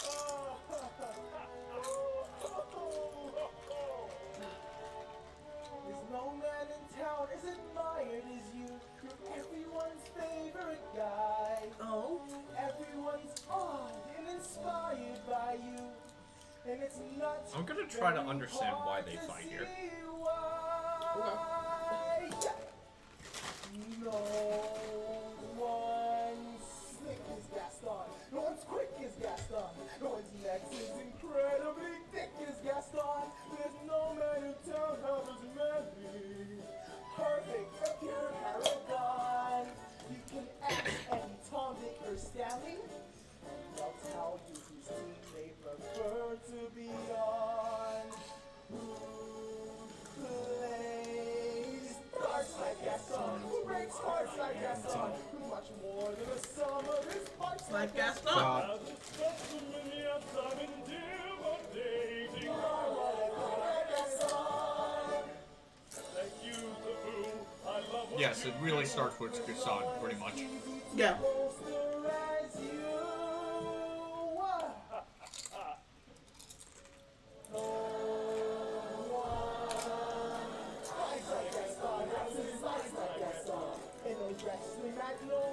When I hunt, I tweak up with my quiver. The beasts on the field say a prayer. Then I carefully aim for the liver. Then I shoot from the height. Is that fair? I don't care. No one hits like Gaston, matches wits like Gaston. In a spinning match, nobody spits like Gaston. I'm especially good at expectorating.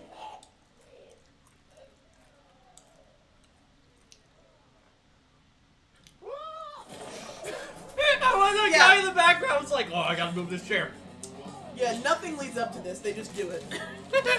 Yeah, I was trying to think there was something that leads up to this fight. You're foolish for thinking anything leads to anything else at this point, John. It just comes out of nowhere.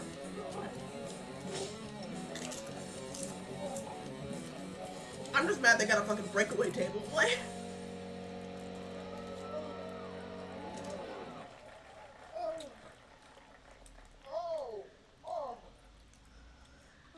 You truly are the best, Gaston. Too much? Yep. What can I say? You're just smooth like velvet? No. Smooth like silk? No. Smooth like butter? Yes. Smooth like butter. K-pop time. Smooth like butter, like a criminal undercover. Gonna pop like trouble, breaking into your heart like that. Ooh. Cold deep summer, yes I owe it all to my mother. Hot like summer, gonna make you sweat like that.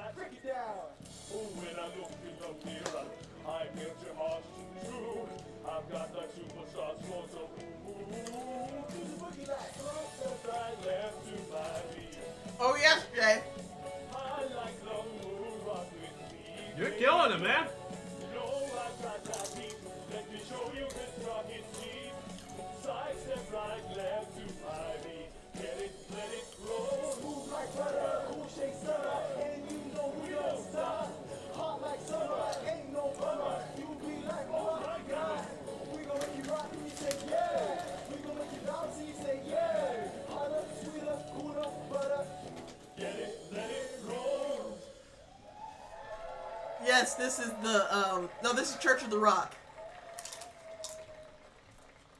He who lives by the sword Oh, the dies thickest, by the sword. holiest Bible. Who is that divine damsel? That bell. She's meaning to.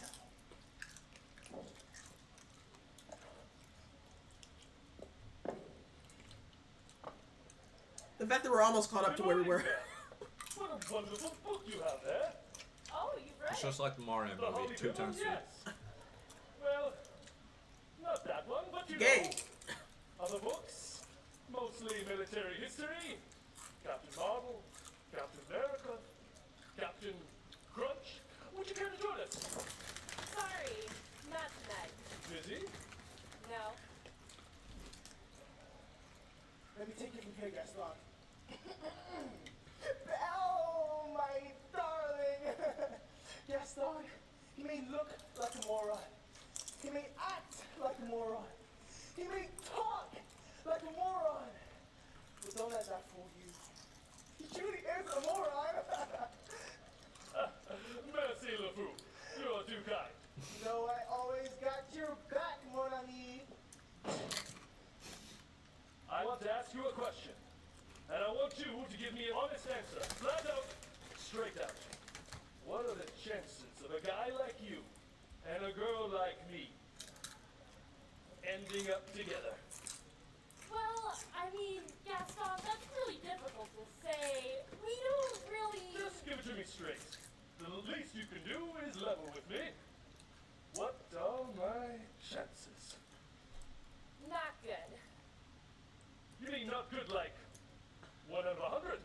I mean, more like 1 out In of case a you million. didn't know, the game you It'd be have on stream easier is for a camel Minecraft. to walk through the eye of a needle. So, you're telling me there's a chance? Yes! Mark my words, LeFou. Belle will be my wife. Thanks. Just you wait. Yes, Gaston.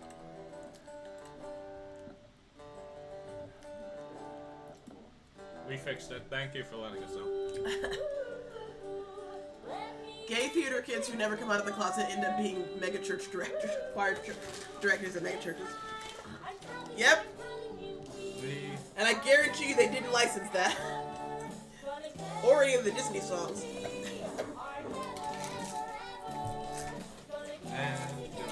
You go talk to lawyers, talk to lawyers, talk to lawyers.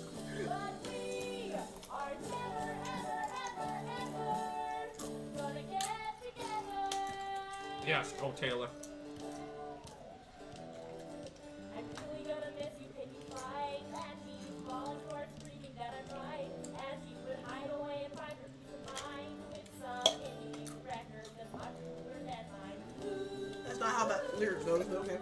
Let me make it clear tonight, I will. How have they not been sued? That's a good question. I'm telling you, I'm Good question. we are never, ever, ever gonna get together. We are never, ever, ever gonna get There's no laws in Alberta. Your friends talk to my friends talk to me, but we are never, ever, ever, ever gonna get together. Gonna get together. Gonna get together. You will talk to your friends, talk to my friends, talk to me, but we are never, Ever get together. Now, you know they won't do that until about 5 years from now, Blue Star. They can't use contemporary modern songs. They have to use old songs. They gotta be at least 5 years behind the times. me, the wife of that boorish, brainless Gaston. Can't you just see it, Madame Gaston, his little wife? No, sir, not me. I guarantee it. I want much more than this provincial Which is the first time she said anything like that.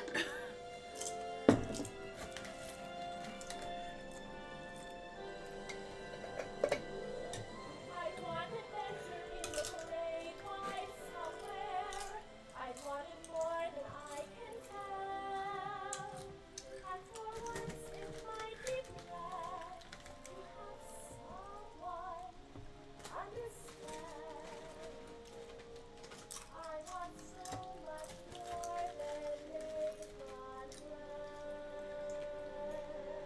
Yes, this is those church shows.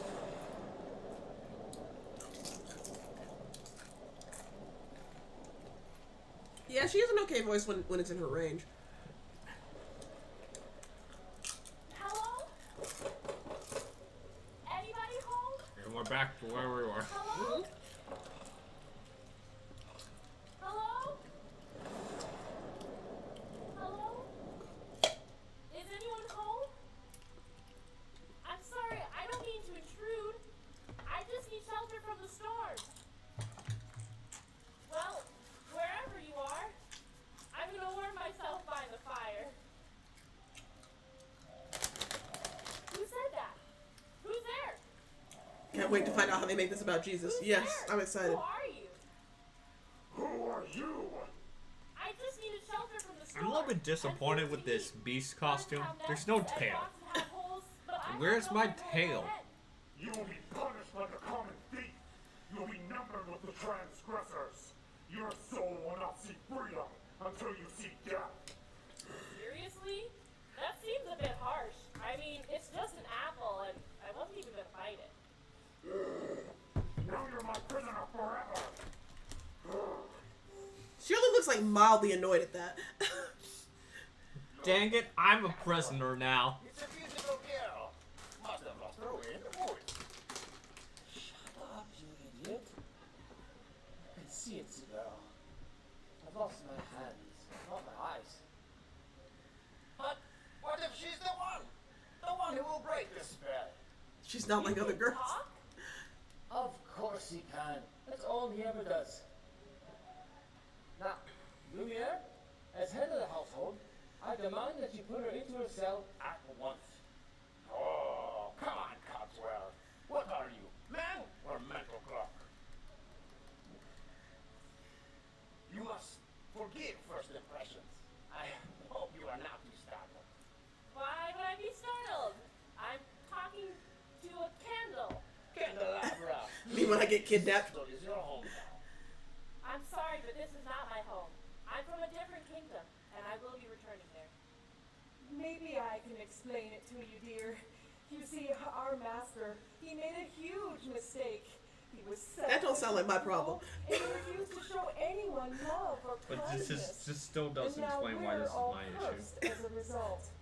He will remain a beast forever. Okay. And we So? will remain And geeks. Okay. Well, there must be some way to break the curse. Well, there is one way. No. You needn't worry about that, my dear. You see, we have made our futon, and now we must lie in it. I was just going to say, we would have to go back in time. Like what? Time travel? Cogswell. I would love You are never gonna guess what they're gonna do now. Because it's a clock. You know? Yes, it's what you think. It's astounding. Time is fleeting. Time travel takes its toll. But listen closely. Not for very much longer. I've got to This is what's missing in Marvel. They need this. Yes. More musical numbers.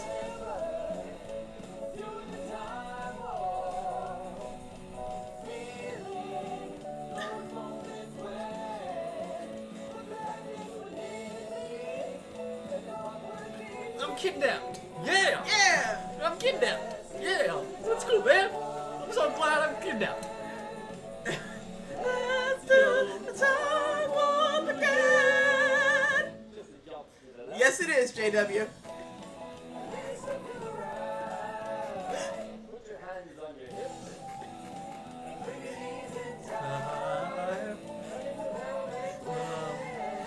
Pelvic twist now, not pelvic thrust.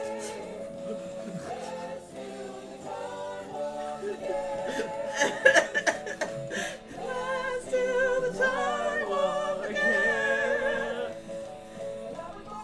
This is a very confirmed gay castle.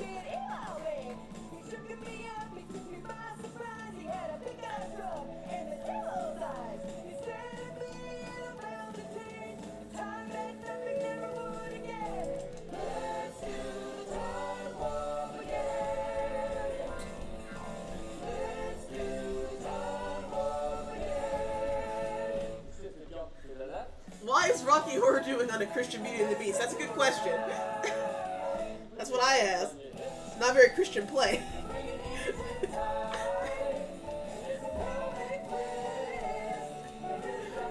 Twist now, not thrust. Let's do the time warp again.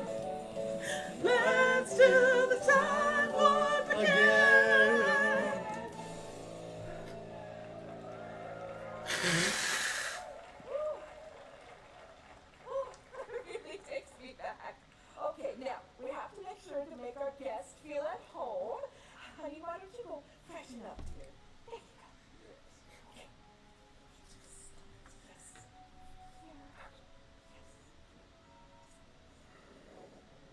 Oh yeah, there's comments on TikTok. You're making her dinner? We, thought you might enjoy the company. Master, I can assure you that I have nothing to do with this hopeless plan. Preparing a dinner, designing a gown for her, giving her a suite in the East Wing. You gave her a bedroom? No. He gave her a bedroom. And we're already caught up. That is true. But if the girl is to be the one, then it would be great if you could prepare dinner for her to charm her. Great thinking, Cogsworth. What? That's the most ridiculous thing I've ever heard. Charm the It's prisoner? possible. Well, we must try, Master. With each passing day, we become less human. But she's a common thief and a friend of those reprobates from Niverville. What kind of person do you think that makes her?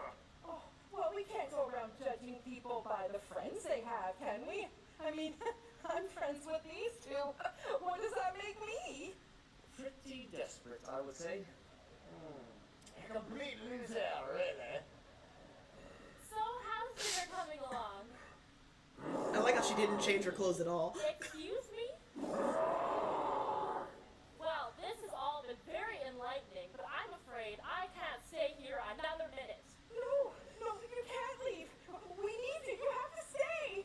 But What? Look what you've done. That girl was our only hope, and you've gone and chased her away. I mean, I wouldn't say chase. She just kind of walked out. Hear my prayer. Spare me from this trial. Nevertheless, not my will, but yours be done. What is she talking about? Are we going to see wolves? Oh, Yep. yeah. Fantastic.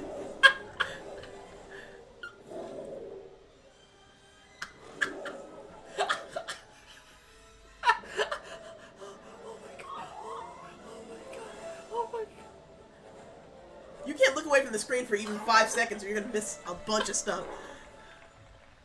Like, I turned away to throw something away and I already feel like I missed something. Ouch, that hurts. Well, if you didn't move, it wouldn't hurt. You have to run away. Well, if you hadn't seen me, I wouldn't have run away.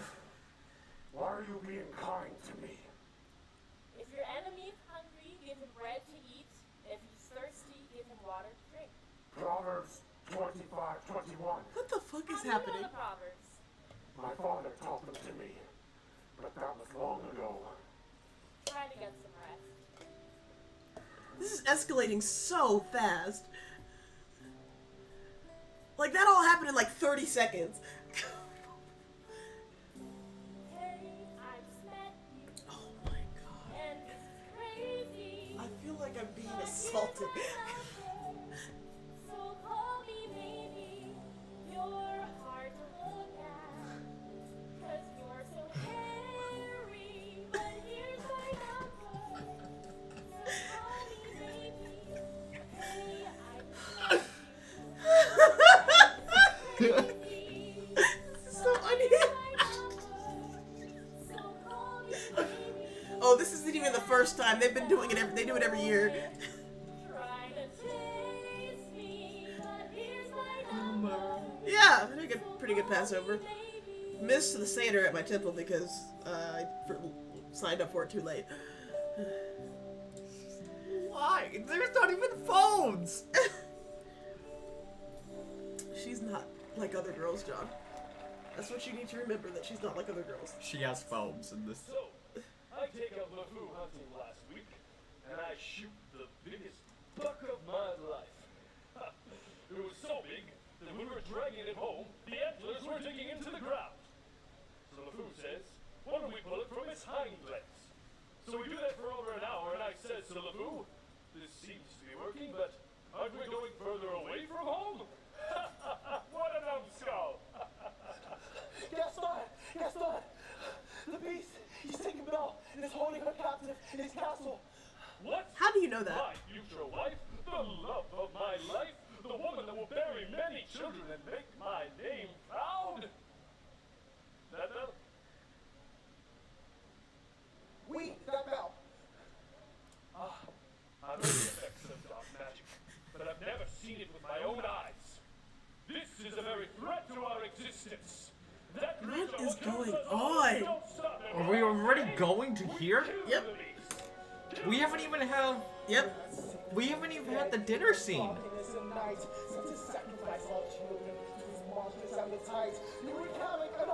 This kid was definitely in theater in high school.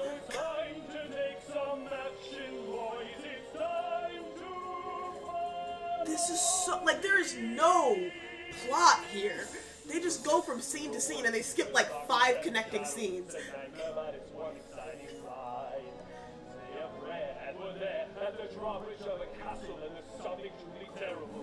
Apparently. I feel like we missed scenes, but we haven't. Nope. It just goes. Why are you holding a beer still? Why is she holding a... Look, don't ask questions, John. You just gotta go with the role.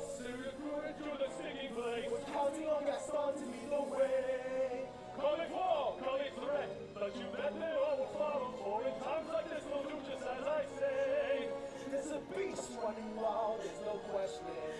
But I fear the wrong monster's release. Oh, really? Yeah, LeFou is really leaning into it. I like him. He's definitely a theater kid. Look at the beast. Look What? at his fangs. Look at his claws. Everything was just fine before him. I say we kill the beast. Once and for all. He's no worse than any of you. You look at the outside of man, but God looks at the inside. You are boastful and arrogant on the outside, but you're a broken little man on the inside. At least the beast shows his true colors. That monster has put you under his spell. What a weird lesson to take from this. I'd say she'd even care for him. That's correct. I do care for him. I care for you all. Even you, Gaston. And you're more of a monster than he ever was. I've had enough of this. Kill the beast. Break down the doors. Belle, you barely... Yeah, like 5 minutes have passed. Out of my way. This is your last chance, Belle. Have it your way.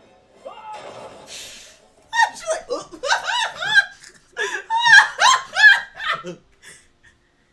Oh my god! Be with me in paradise. She really is gonna be the... Oh, you called it! I'm not so sure about you. You hear that, Cogsworth? Paradise. Something funny over there, your matchstick? Oh, look who's talking, you silly little bitch. Me little? What the fuck is going on? An ice cube. Oh, really, you and your little tech talks. Why don't you go sit on a birthday cake where you belong? Forgive them, Father, for they do not know what they are doing. What the fuck is happening? Oh. Killed an innocent. I can't believe they crucified Belle. Oh my god. I never could have called this. I never could have called this in a million years. Oh, here comes our post-crucifixion lament. If I leave here tomorrow, would you still remember me? I'm gonna scream. For I must be He said, girls' rights.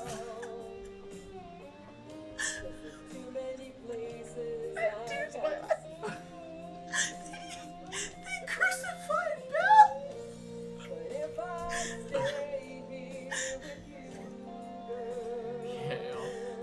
And everyone's just, why is Gaston swinging? He crucified her.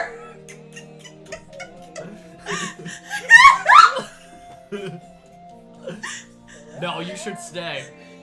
Why is Gaston like, Morty, he killed her. What the fuck is going on?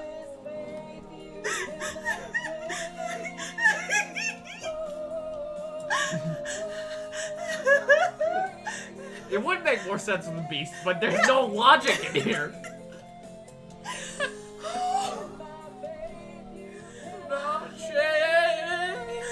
I can't believe that the mob is still here. Like, they didn't just do that. Gaston, I just killed someone. Time to sing a song.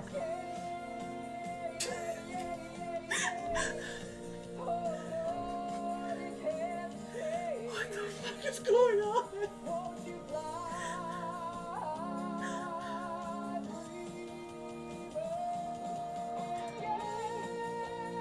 What? Oh my god.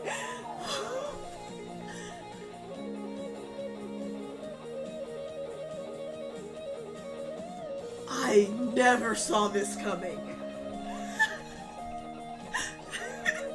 Normalize mourning the person you just murdered. Oh my god, I'm alive! Oh my god, I just murdered her! She's alive! This is insane! This is so unhinged! The girl, she is alive! Trust me, that really hurt. But now you know what true love is. There is no greater love than to lay down your life for your friends. What? The curse has been lifted, and just in time. There's a beast inside every one of us that we can never hope to tame on our own. Only perfect love casts out fear, hatred, bitterness, anger. We have been set free!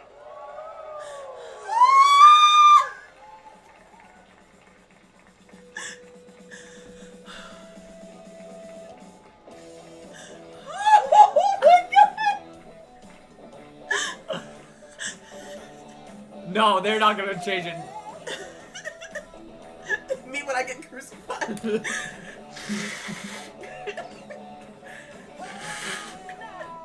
Lovely Artie! She's ready! Artie! I'm sorry, Artie! You missed Belle being crucified!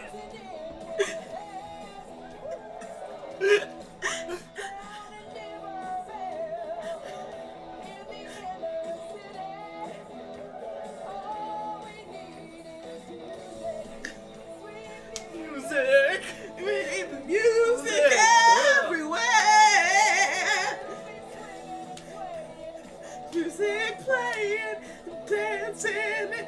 Belle crucifying herself. That's what ended the curse. Gaston hit her with a log, and then hung her on a cross, and then everybody cried, and then she came back in the ball gown and saved everybody from their sins.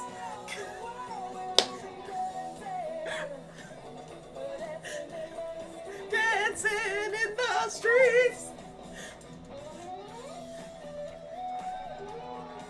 Yeah. Dancing in the streets.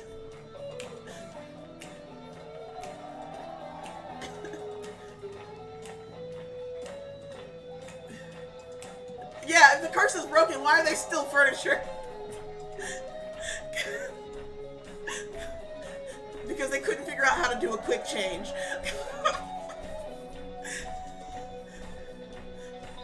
Yay, LeFou! You were the highlight. This is something. I agree, this feels less coherent than the other ones. What a fucking fucking mess. Oh, that was so much fun. Was it? I thoroughly enjoyed that. Gaston just totally stole the show from me. And Lumiere. That was My another purse isn't good even one, too. broken. And if you didn't guess it, last week when Amber had asked, she was Mrs. Potts. So our one and only Amber was Mrs. Potts. So if you guessed that, 10 points. Yes. Well done. And you know what? The show's actually not over yet. If you're a visitor, there's still more to come. We've got Pastor Mark. He's going to have his sermon in just a couple minutes. Girl, ain't nobody care about that. To get out there. And he's going to bring the whole story together and the Jesus story. So stay tuned because we're actually only partway through the show. And after Easter, though, we still have stuff happening. It's an exciting weekend here, like we've mentioned. But tomorrow is the last day to register for the Women's IF Gathering. So if you haven't done that, please do this. 200 people are concurrently watching right now. All the instructions are there, how to register for that. You can join in person. You believe Jesus is a woman. woman. Which is going to be awesome, too. And also, starting next week, we have our small group campaign that we are starting, A Greater Perspective. And we're inviting everyone to join this, be a part of it, join a group. We've got in-person options. But we Yes, also they did an have Avenger online one. Oh, Zoom you gotta watch options Jade if you're Nexus's not video in if you the haven't. She area. covers all We'd of them. love It's for you to insane. join us as well. So check that out. Avengers Make sure one. For those of you who just joined us, I'm gonna show you the really the pivotal part of this story. And I shoot the biggest buck of my life. It was so big that when we're dragging it home, the antlers were to the beast once and for all. So they decided to kill the. They decided they wanted to kill the beast. You look at the outside of man, but God looks at the inside.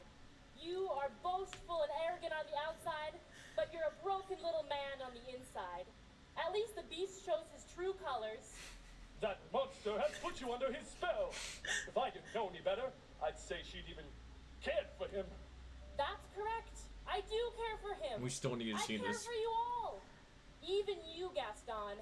And you're more of a monster than he ever was. I've had enough of this. Kill the beast. Break down the doors. Ah. Does it pass the Bechdel test? She never talks. None of the other women in it speak. She never talks to another woman. Have it your way. Ah. He just fucking kills her. And then next scene, crucifix. And then he just fucking slams her with a log, and then it cuts to black, and then she's hanging from a cross. The end. You will be with me in paradise. I'm not so sure about you. Also, why did they talk about time travel? You hear that, Cogsworth? Paradise. Something funny over there, you little nightstick. Oh, look who's talking, you silly little pocket watch. Me little? You couldn't even melt an ice cube. Oh, really, you and your little tech talks. Why don't you go sit on a birthday cake where you belong? Forgive them, Father, for they do not know what they are doing. It was just a joke about Bella being Jesus. They crucified Belle!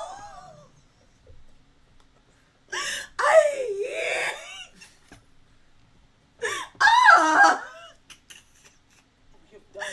You've killed an innocent. What is the fucking point of any of this nonsense?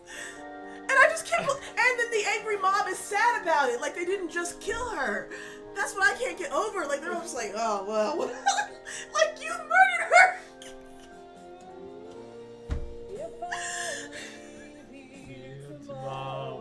And then she said fucking free bird, and then she came back to life in a fucking ball gown.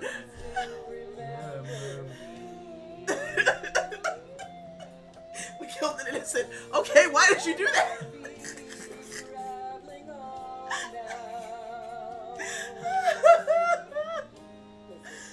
Beast didn't even need to be in this.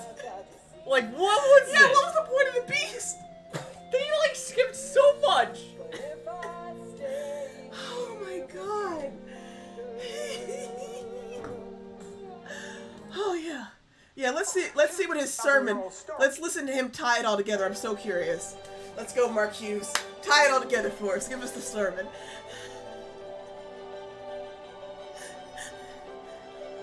Why do we loathe the beast that is in others instead of the one that is within ourselves?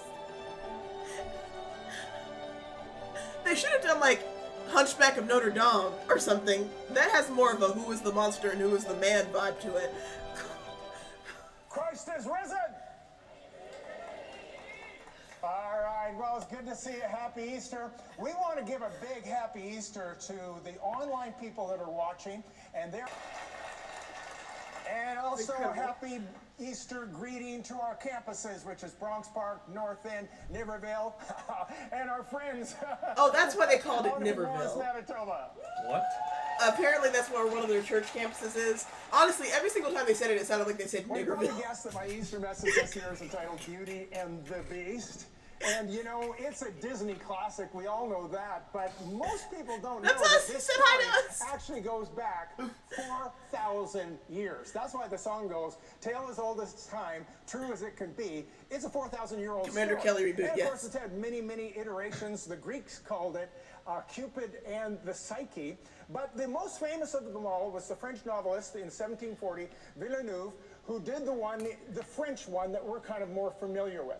And it's been operas, and it's been TV shows, and it's been, of course, Disney's classic. And I think the reason this story is so enduring is it's the message of the fallen human state and what we need to do to overcome it. And that is something that always intrigues people. I remember when Disney brought out the animated version in 1991, and as soon as it came to DVD, we rented it because we wanted to watch it with our kids. Now, our kids were really little. They were like 5 and 3 and like that. So we're watching this thing, and I'm getting excited about it because I am so digging Gaston. And like the whole time I'm thinking, Gaston is the hero. I'm thinking he's going to save the day. Kathy keeps on saying to me, you know, Mark, Gaston is not the hero. I said, how couldn't he be the hero? He's like awesome. I mean, you know, he's good looking, he's big, he's smart, he's got No, he's not. She says, trust me, he's not the hero. So imagine my disappointment when he actually really isn't the hero. So he admits that when he saw Gaston, like, sexually harassing Belle at the beginning of the movie, he was all about that shit. He was like, yeah, that's the hero. Man, I'm rooting for this guy.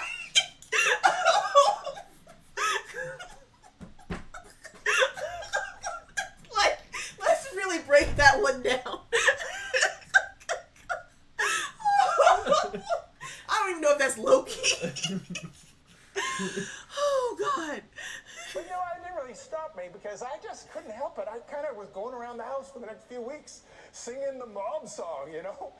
Through the mist, through the woods, through the darkness and the shadows. It's a nightmare, but it's one exciting ride. Say a prayer, he'll be there at the drawbridge, at the castle. But there's something truly terrible inside. Kathy says, would you quit doing that? You're scaring the children. I said, if that scares them, wait till they hear what I'm going to say next. She says, what are you going to say next? I say, let's kill the beast. Yeah, that guy knows what's up. So anyway, I just want to work with you a little bit. So women, just chill for a moment while I talk to the guys. Seriously. Women, shut the fuck up for a second. At least I haven't made it clear that I don't care very much about you. I actually like the sexual harassment in the Beauty and Beast. I thought Gaston was a chill dude. I thought he was the best. Yeah, he was definitely singing the Savages song from Pocahontas. And was like, yeah, I love how Pocahontas shows that they were both equally in the wrong. I mean, if you're going to pick a hero in the story of Beauty and the Beast, who are you going to pick? I mean, I'll show you the options. You got Gaston. Guys? You got Cogsworth. You got LeFou.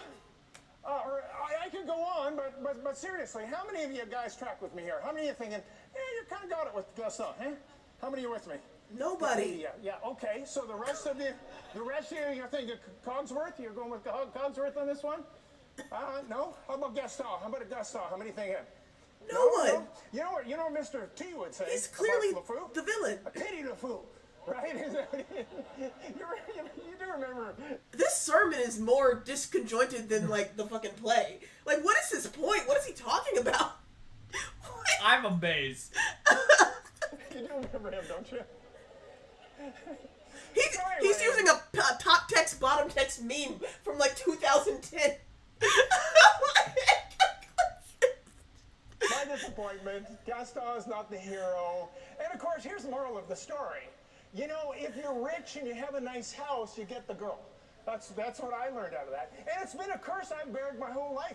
I mean, I've been one of those guys that, you know, every morning Incel alert. I looked in the mirror and I said, Lord, why didn't you make me rich instead of just good looking?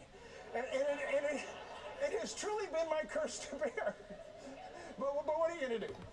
This sermon is all over the we need place. to look at this. We need to look at this story of Beauty and the Beast. And as much as Beauty and the Beast is sort of the tagline, there's more to it than that. And I see three things. I see Beauty and the Beast, but you can't leave out the curse. So I'm thinking I've got to, you know, jam the curse into this somewhere, but I need a B word for it. And so I came up with, the best I could do was blight. I didn't know what else. I mean, I was trying to think of something that rhymed with witch, but I couldn't think of anything. What do you guys think it'd be? You know? You guys know something I don't know? By the way, how many of you guessed who played the witch? Hey, how many of you guessed? Huh? Busted heels? What does a girl have to do to look like a beautiful temptress? Now you got it. He's way too proud of himself. How many knew? Oh, y'all knew? I thought I was being so Sorry, we just came here for Jesus.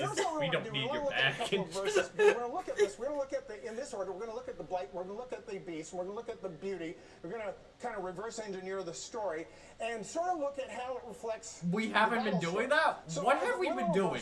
Listening to him talk about how much he loves Gaston.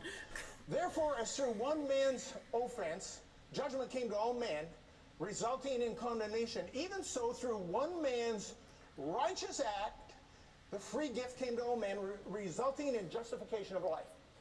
It's probably one of the most rich theological verses in all of Scripture, a version of it, written by Eugene Peterson. Oh, great. And here's how he put it. He says this, here it is in a nutshell. Just as one person did it wrong and got us into all this trouble with sin and death, another person did it right and got us out of it. But more than just getting us out of trouble, he got us into life. And of course, what he's talking about when he's talking about the one man who got us into the mess and the other man that got us out of the mess, he's talking about Adam and he's talking about Jesus. In fact, Paul goes as far as to call Jesus the second Adam. And there's a reason for that. There was only two sinless men born in this entire creation of God's, and that was Adam and that was Jesus, the two sinless men. And of course, Adam, we know he messed it up, and Jesus came to restore it, and that's what this passage is all about. He is a little carbon-coded, carbon reincarnated. So what we're going to do is we're going to start reincarnated, if you will. The blight, the curse, and how it all began. So God creates man, and he creates a wife for him, and he puts him in this garden, this beautiful and fantastic place, and we'll talk about that in a moment. And he gives them one little tiny rule. One teeny little rule. And they couldn't even keep one little rule. And the rule was, don't eat of the fruit in the midst of the garden, the tree of the knowledge of good and evil. What does this have to do with Beauty and the Beast? Between when he was told not to eat of that tree, and he ate of that tree. Anybody know how long it was? Well, it depends how fast you read. It's like 3 minutes. It's in the next chapter. I mean, you read one chapter, and there they are standing at the tree. And then we have the serpent show up. Actually, it's Satan in the form of a serpent. And he shows up and says, hasn't God said you're not to eat of the trees in the garden? And Eve says, well, we're not allowed to touch this one, let alone eat it. And Satan says, or the serpent says, no, he knows that you're not going to die. He knows that the day that you eat of it, you will be like him, knowing both good and evil. So they looked at that tree and went, all right. So they eat of the fruit, the one rule. They couldn't keep the one rule. And of course, God goes and he has to curse them. That's what happened. There's where the curse came. Oh, he has to? So he lines them up and he curses them. First the serpent, then the woman, and then the man. And to the serpent, this is the curse on the serpent. It's kind of interesting. He says, on your belly you will crawl all the days of your life, and the dust shall be your dirt. So it turns out that the serpents didn't crawl or slither on their bellies. They walked upright, apparently. And it seems like they talked, too, which is sort of interesting, right? And it was funny because Kathy and I were in Egypt a few years back. That's technically true. Snakes evolved from a lizard with legs. And the museums. And we came across this picture. It's the Egyptian snake god. And it's walking upright. And I don't know about you, but those legs look like they're perfectly growing out of that snake. Right? It didn't look like some Egyptian kind of drew in a man's legs on that. So we're looking at this, and all of a sudden it dawned on me. I've seen this before. I know where I've seen it. Gary Larson, The Far Side. right? The Far Side, remember the Far Side? He always drew his snakes upright. Not only that, they could talk. What? So apparently, upright talking snakes, real thing. And so anyways, he says, you know, you're gonna have to crawl on your belly. So then he says to the woman, he says, now here's your curse. I'm gonna greatly Why are we talking about? I'm sorry. Like, okay, again, we have gone from, like, he started this sermon with a 5-minute rant about how handsome Gaston was, and then he was like, Mr. T, top text, bottom text meme. Then he started talking about the Garden of Eden, and then he started talking about Gary Larson's The Far Side. Like, what the fuck is going on? In childbirth. I don't know, ladies, is that true? Is that, like, did that happen, or... Oh, you missed the best part, Titan. How many of you have ever been in... Belle from Beauty and the Beast got crucified. Trick question. You've all been there. Right? Say hi. But if you're a modern, I'm losing man, my modern mind. father, like I think we're was, all losing you our go in mind there, with this. and let me attest to this. Let me tell you what's going on there. There's blood, there's sweat, there's tears, there's wailing and gnashing of teeth. And let me tell you something. It's uncomfortable for your wife as well. Yep. What I said, Titan. So that's the curse of the woman. And then he gets to the man and he curses the man. And he says, interesting that the curse of the man isn't on the man. He said, cursed be the ground for your sake, and thorns and thistles shall it bring forth, and you will toil by the sweat of your brow all the days of your life. And so the curse for mankind is actually on the ground. It's on the earth. And you ask any farmer about that curse of the thorns and thistles, and they'll tell you it's true. And the ag business spends literally billions of dollars every year on pesticides to deal with thorns and thistles and weeds and funguses and diseases and root rot and blight. It's a thing. And this is a thing too. We're talking about the ground has been cursed. So I think what we need to do is circle back just for a minute and say, what exactly was the big deal with this temptation? What was going on here? So here's what the devil said. And he said, you will be like God, knowing both good and evil. So what does that mean? That means, hey, you don't need to be God's patsy anymore. This is you buck can do wild. it on your own. And you'll have the wisdom and the knowledge of good and evil. You'll be able to do things on your own. And you'll be able to do this thing on your own. You don't really need him. And I think if there is one height of human arrogance that we see particularly in a post-Christian culture like today, it's the fact that people think they can do life on their own. Oh, and as Dr. Phil would say, and how's that working for you, right? How's that working for you? Because I think if you look around the world, you can actually see the remnants of paradise. Adam and Eve were in paradise. There was no death, no sickness, no pain, no disease. There was no, you couldn't even get a sunburn, and they didn't even have any clothes on, so it had to be the perfect weather. Certainly wasn't any mosquitoes, just saying. And there was nothing but love and peace and joy and happiness, and it was this wonderful place. And Eve became the first woman in history to eat her house out of house and home. And so God kicks them out. But if you look around the world today, you kind of see remnants of paradise, don't you? How many of you have ever been to somewhere tropical like the Caribbean or Hawaii or parts of Mexico? How many have been to? Lots of people have been there. And how many of you ever ended up on one of those beaches where there's beautiful palm trees and blue waters and white sand, and you're standing there, there's not a soul around, you found that moment, and you think to yourself, this feels a little bit like paradise. How many have experienced that? And you know, you can find those little remnants of paradise all throughout the world. Didn't God make mosquitoes too? I mean, you know, here's the Cook Islands. This man is tweaking on stage. You'd like to go there right now instead of being in church here, right? There's the Cook Islands, beautiful paradise. Look at this one. This is Azores in Portugal. It's breathtaking. This is Bora Bora. I don't know. That's crazy. How about the next one? That's Thailand. Yeah, it doesn't matter where you go. There is little hints of paradise everywhere. But you know how you know that you're no longer in paradise? You know how you know that Adam and Eve got run out of paradise? Because you walk 2 blocks away from those places, and what do you see? You see poverty, and you see litter, and you see despair, and you see brokenness. I mean, I don't have to show you these pictures, but they're all over the world. And we have taken this immense thing that God has created and put us in, and we have, like, literally trashed the place, right? And so we know that paradise has truly been lost. And we can blame the devil, or we can blame God. I don't know, take a stab at it. Who do you think we should blame in this? Yeah, maybe us. Maybe us, right? Let me just talk about that fruit for a moment, because people get confused about the fruit. They say, what was the deal with that fruit? Was it an apple? this is supposed to be him tying together the Beauty and the Beast story. Do you feel like this is tied together? I don't know. I just want to see where he's going with this. I just want... Like, my dad is a pastor, okay? I've sat through many, many sermons, and, like, his sermons are way more coherent than this. Like, what the fuck? We don't know if it was an apple. It didn't say it was an apple. And was it magical? I don't know if it was really magical. I think it was just a point of contact, but that's not really the point. The fruit isn't the point. The point was the act of disobedience. They were told not to eat it. Didn't matter what the fruit was. They were told not to eat it. One little rule. They couldn't keep the rule. How many remember growing up when your mom used to bake cookies, put them out on the table to cool, and she says to you, don't touch the cookies because they're for company? How many of you remember that moment? And it's because cookies are bad for you. There's something evil about them. No, cookies are good, and they're good for you. It's not the fact of whether the cookie's good or bad. The issue is, are you going to be obedient to what she said or not? It's like the story of George. George was on his deathbed, and he had maybe a day or maybe two left to live. And so his wife decided for his funeral, she was going to bake his favorite chocolate chip cookies. So she starts baking the cookies.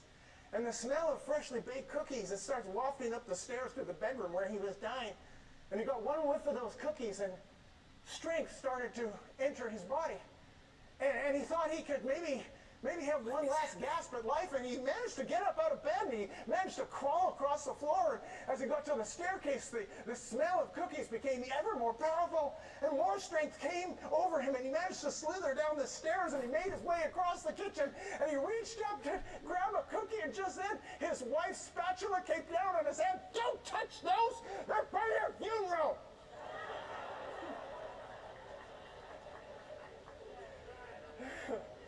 So it's a true story. Really? Okay. So we have the blight, we have the curse. What does this have to do with anything? And then we have the beast we want to look at for a moment, because, you know, it's interesting when you look at the story of Beauty and the Beast. The beast we're already on the second point. What was the first point? No, the Enchantress was... Wait, what did he say about the Beast? Is he? Beauty and the Beast. The Beast is actually not the villain. Is he? Is he the villain? No, the Enchantress was the villain. He was kind of a victim, and you kind of looked at it, and, you know, everybody got affected by this curse. And, you know, incidentally, the prince's name in the story is Prince Adam. Interesting that Disney chose that. But they did. And of course, we look at him, and he's not the real beast. And so we have to figure out, or he's the beast, but he's not the villain. So we have to look and find out, well, who are these characters? Who do they represent? And, you know, in the book of Revelation, it's a crazy book, isn't it? I mean, it's wild stuff. And there's all these creatures and stuff. It's a bit hard to make sense of. But there's a few creatures there that you need to know about. One of them is called the dragon. And he's revealed in Revelation chapter 12. Does he not understand Croissant's is a villain? I don't think so. And it said the dragon is the serpent of old called Satan and the devil. Who do you think the dragon is? The devil. It specifically says he's the devil. There's no way this man is not on some kind of substance. I refuse to believe that there is not some kind of mind-altering chemical in his system right now. Like, test his hair, do something. Something's going on here. He was the snake in the grass. He was the serpent. And so he's identified. The dragon is identified as the evil one. And then a chapter later, Revelation chapter 13, we get revealed to us. I want whatever it is. I think we all want whatever it is. Is under the authority of the dragon, and the beast is actually not the devil. Talk about the choice. And the beast, the choice. is actually a man. I think it was supposed to be like on theme. Some sort of one world politician or something of some sort, and there's a one world economy. You've read these stories. It's scary stuff. And you'll get to the point, it'll get to the point where you can't buy or sell without having the number of the beast. And the number of the beast was, what was it? 666.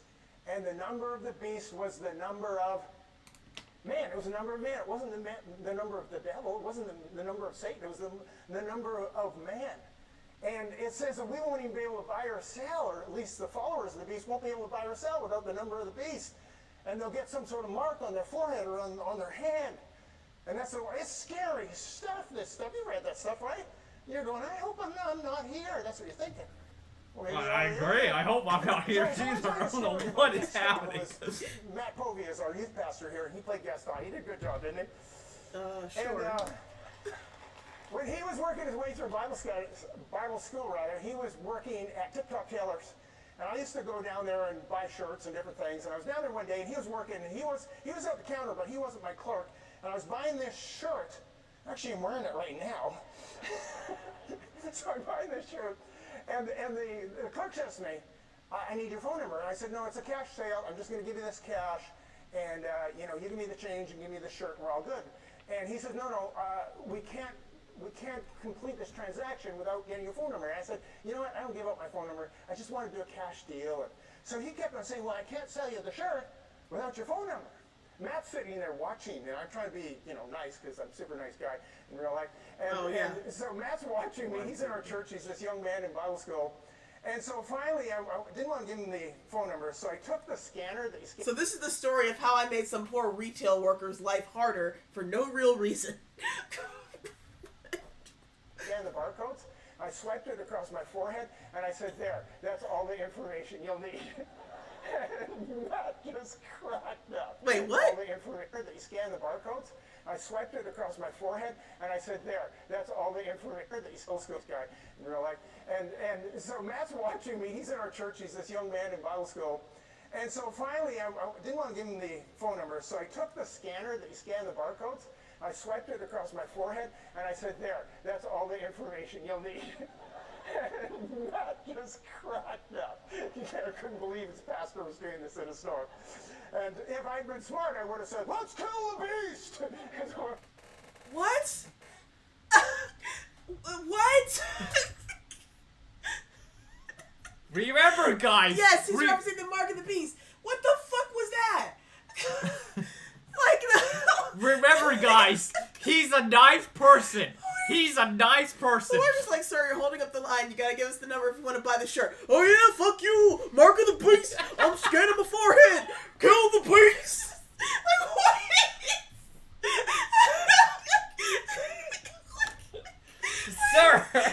Sir, are you drunk? Do I need to call the cops? What are you doing? Oh, jeez. You can't just grab something over the counter. This is so... What the fuck? You do not sound like the hero in this story, my dude. What I should have done. Does he even have a script? And so, you know, when we look at the beast... What was the point of that story? You know, there's this beast in the future. Literally. Sir, this is a Wendy's. Sir, this is a Men's Warehouse. You can either give us our phone number or leave. What's the big deal? I don't know what you're talking about. Sir! Sir, just give us the number. And then he talks about his youth pastor. He's like, oh, he just cracked up laughing. He couldn't believe that his pastor did it. I'm like, he's like, oh, crap. I'm about to get fired because my pastor's a dipshit.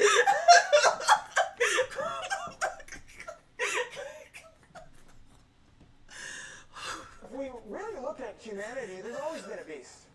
There's a beast somewhere. Every generation has had a beast. Every decade's had a beast. And we always want to kill the beast. I'll give you examples of this. You take the 20th century. The first beast in the 20th century was Joseph Stalin, killed 70 million people in Russia. And then we had Adolf Hitler. And then we had Mao Zedong in China. And then we had Pol Pot in Cambodia. And then we had Idi Amin in Uganda. And then we had Saddam Hussein in Iraq. And then we had Martha Stewart in the U.S. What? I always was suspicious of her. And I felt so much safer on the streets when she was behind bars. I'm just telling you. And what? But here's where I'm going with this. So We have unhinged. this notion. Yeah, where are you that going if we with just this? kill the beast, everything would be okay. We just need to kill the beast.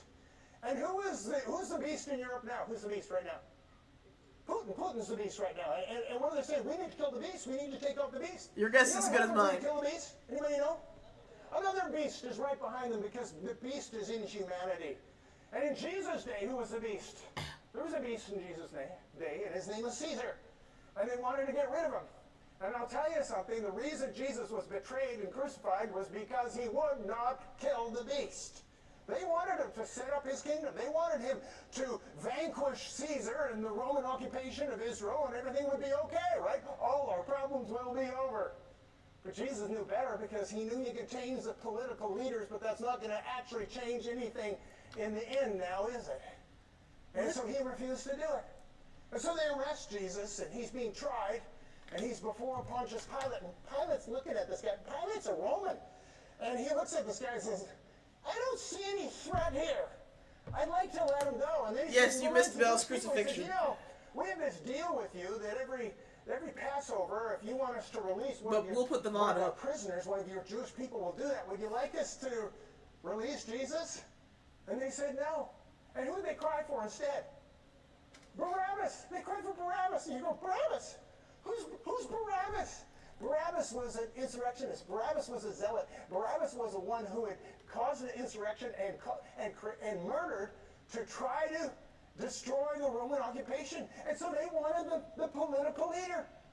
So Jesus goes to the cross, and we have Barabbas released, and that's the last time he's ever heard of in history. You see, we don't understand that our battle is not against the external beast. Yes, somebody said I'm something. worried when I look south of the border because I think that they've become the most divided nation, or more divided now than any time since the Civil War. And they... Oh, he's talking about us. This church is in Canada. South of the border for Canada is America, not Mexico. got a nation divided politically right smack down the middle, and you've got, you know, Democrats who think Biden's the beast, and you've got Republicans that think Biden is the beast, and Democrats who think Trump is the beast, and they think if they can just get rid of one of these beasts or the other, it'll solve their problem. Will it solve their problem? No, because at the end of the day, politics is important, but it's not the most important thing, and that's why Jesus didn't go after it. He knew it wouldn't accomplish what was really necessary. And see, here's what we do. It's the folly of our humanity, is we're always looking at the beast in the other guy. And my question for you is, why do we loathe the beast in another instead of recognizing the beast in ourselves? What are you Because I talking think about? the one thing that the scripture teaches us is that we all have a little beast in us. Some are worse than others, right? But we all have a little bit. You know how I know that? Because the scripture says that for all have sinned and fallen short of the glory of God, and there are none righteous, no, not one. And it's because we inherited a sin nature from Adam. Now, we're not punished because of what Adam did. Don't think that. That's not true. But what we have from him is a sin nature, and we don't need his sin. We've got our own sin. And we will commit these sins because we have a sin nature, but our world today doesn't recognize a sin nature. We live in a morally relativistic society where people are told, well, you can make whatever decisions you want, and you just need to speak your truth. And whatever, moral relativism you want to embrace, whatever is right and wrong to you, that's okay. This man can barely speak. And this is what we're living in. And so, and I told you this a couple of weeks ago. I hear this all the time. People say to me, get to the point! And I think I do more. How does this relate to Beauty and Beast? I think, it all balances out. And I pointed this out a couple of weeks ago. I said, if you're 51% good and 49% bad, you're still really bad. You're a really, really bad person. And so my question for you is this: where would that threshold be? How low would it have to go, the bad part? Would 40 be acceptable? If people were 30% bad, would that be acceptable to you? What's acceptable? Help me on this. 20%? Would 20? How about 10%? That's bare minimum. I'm not going any lower than 10%. 10% bad. So if I'm 10% bad, that means I lie 10% of the time. I shoplift 10% of the time when I go to the store. Yeah, and I we only all murder have a beast 10% inside. of That's not how any of this works. He thinks that being sinful is like a math problem. Like the kids in the audience are just waiting to go Easter egg hunting. Like, what is he talking about? He's like, yeah, so if I'm 10% evil, I shoplift 10% of the time. Like, what are you talking about? My friends, if you're 10% bad, you're still really bad. 1% bad is bad. And I think if we're really, really, really honest with ourselves, I think we look deep down in our hearts, and we don't often get honest, but maybe Easter's a good time for this. I think we look deep down in our hearts, and the thing I love about Beauty and the Beast is they were all broken people, except for Belle. They were all broken people. It wasn't just the Beast and his household. It was Gaston, all his drinking buddies, the whole pack of them. They were all a bunch of villains and thieves and crooks and stinkers. And Deep down inside, we're all broken people. Because we've all fallen short of the glory of God. Every one of us has sinned. And like I said, some are worse than others. And you know what? It comes really, really early in life. I want to tell you just one quick story about this one. Oh, a quick story, yeah? So when I was about... Every time when you say a quick story, you go on for 10 minutes. And then your point doesn't make any sense when you actually think about it for more than 5 seconds. A chocolate bar cost 25 cents. And I met this new friend. His name is Bud. I hope he hears this message. And Bud, Well, I hope he every doesn't. day he showed up at school with a chocolate bar. And he's eating a chocolate bar. I said, Bud, how is it that you have a chocolate bar every single moment? Every single day. And he says, you show up early tomorrow and I'll show you how you get a chocolate bar. And the convenience store was literally right beside the school. So I showed up at the front door and he escorted me to the store. He says, now here's how it's going to go down. You and I go into the store, and when the store owner looks away, you grab a chocolate bar, you stick it in your pocket, and you walk away. Child. So he went and grabbed the Mars bar into his pocket. He went out. He got out. He was out scot-free. So there I was, and I was like super nervous, and I'm sweating, and I'm like really stressed out about this. But I gotta give it a go because this could be my new thing. And so anyway, I was so nervous. But he looked away, and I grabbed the bar and stuck it in my pocket. I didn't even know what I grabbed. So I got out of the store. And I stole something. Way to go! What'd you get? I didn't know what I got. And I stuck it, pulled it out of my pocket, and I grabbed the salted nut roll. Do you know what a salted nut roll is? And I thought, I've never had a salted nut roll in my life. And I don't even want a salted nut roll. So I open it up and I take a bite of it, and I hate this thing.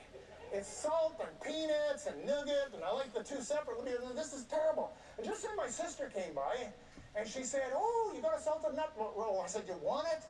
And she said, where'd you get it? I said, why you asked me where did I get it? And, you know, I was already feeling guilty, so I gave it away to my sister, so now she's an accomplice.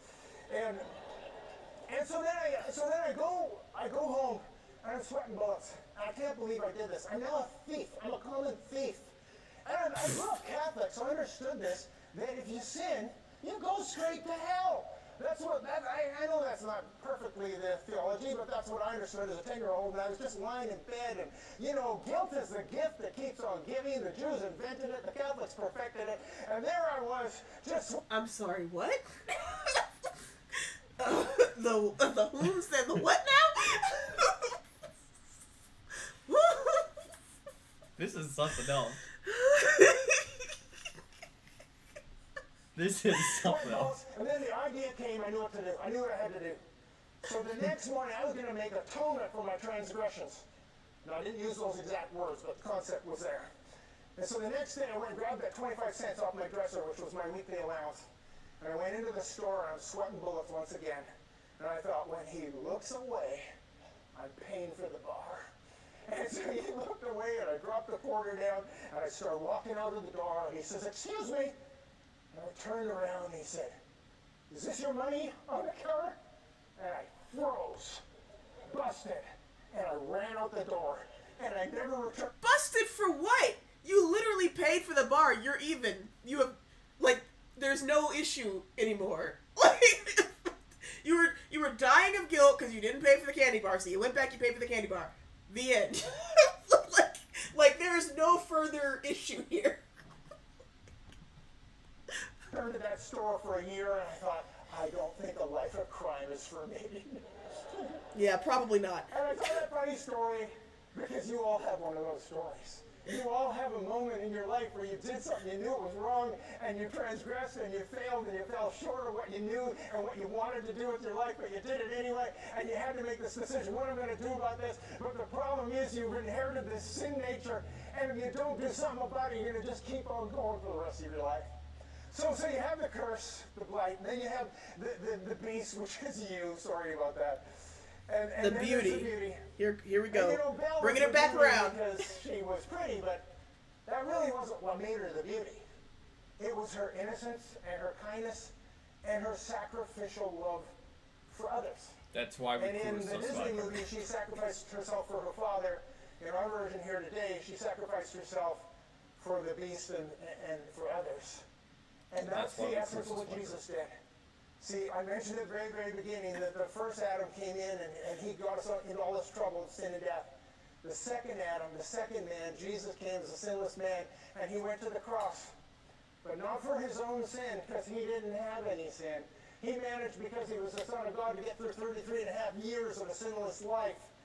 And then what happened? Anyway, we all have salted nuts inside of our souls. He was being punished, but whose sin was he being punished for?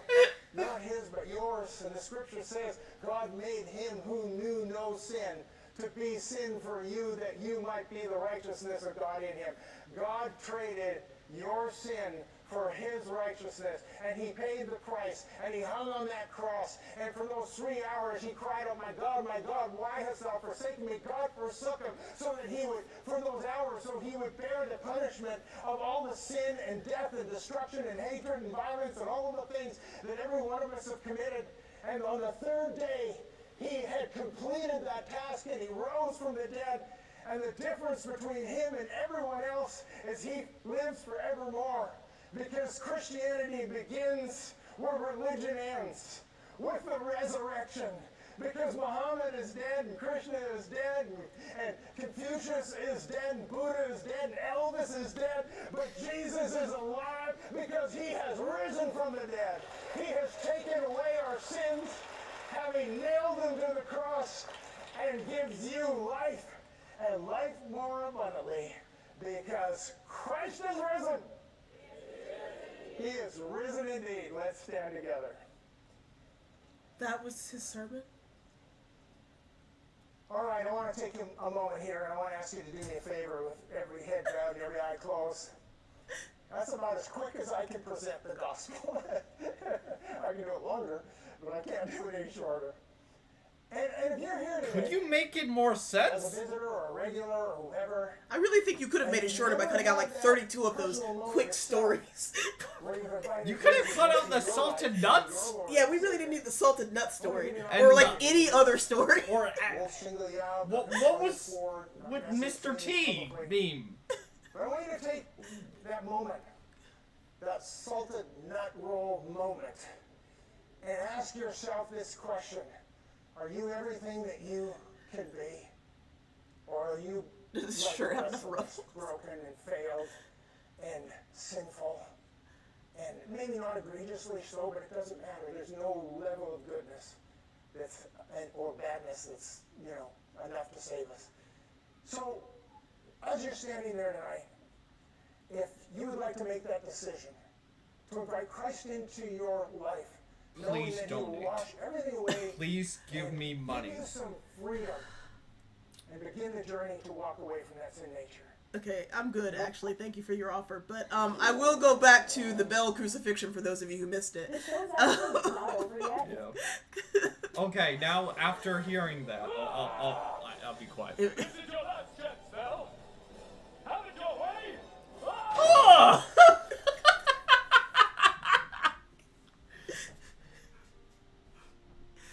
Today, you will be with me in paradise.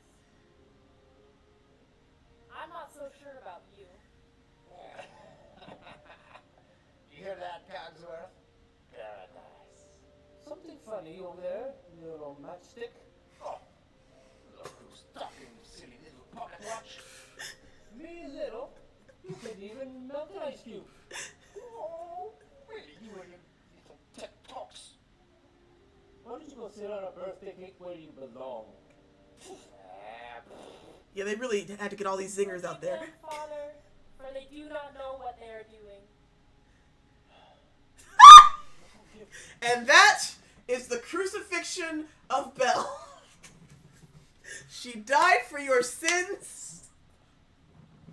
She was crucified. And just wait till you see the resurrection sequence. First, we have to see what Jenny Nicholson refers to as the post-crucifixion lament. God, you've killed an innocent. Yes, it's that same church.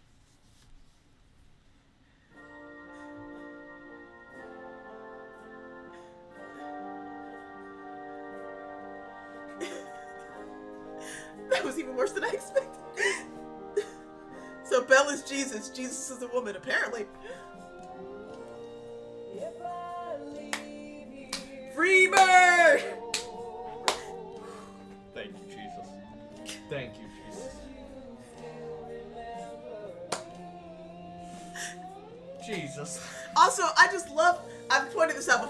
those of you who are just joining us, my favorite part is the angry mob that just murdered Belle is standing there mourning.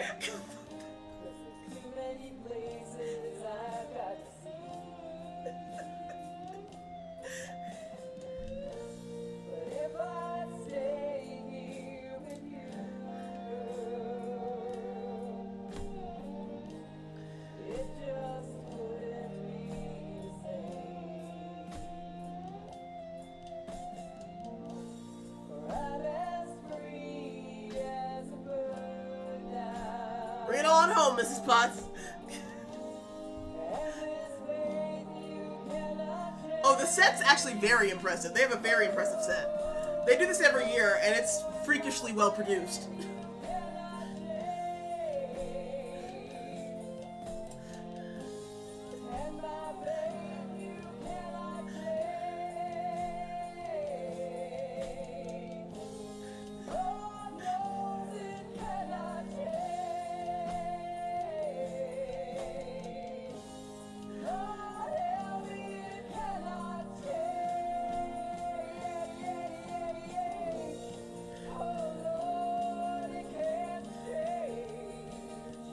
This is up there.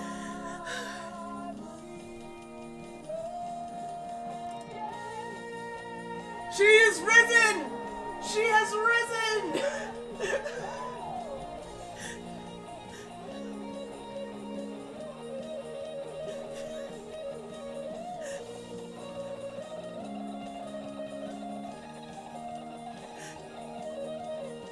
Oh yeah, I murdered you. You're back. Oh shit! They've done at least like 20, or close to 20. They've done a bunch. Praise Jesus. IDK, I just got here. The girl, she is alive! Trust me, that really hurt.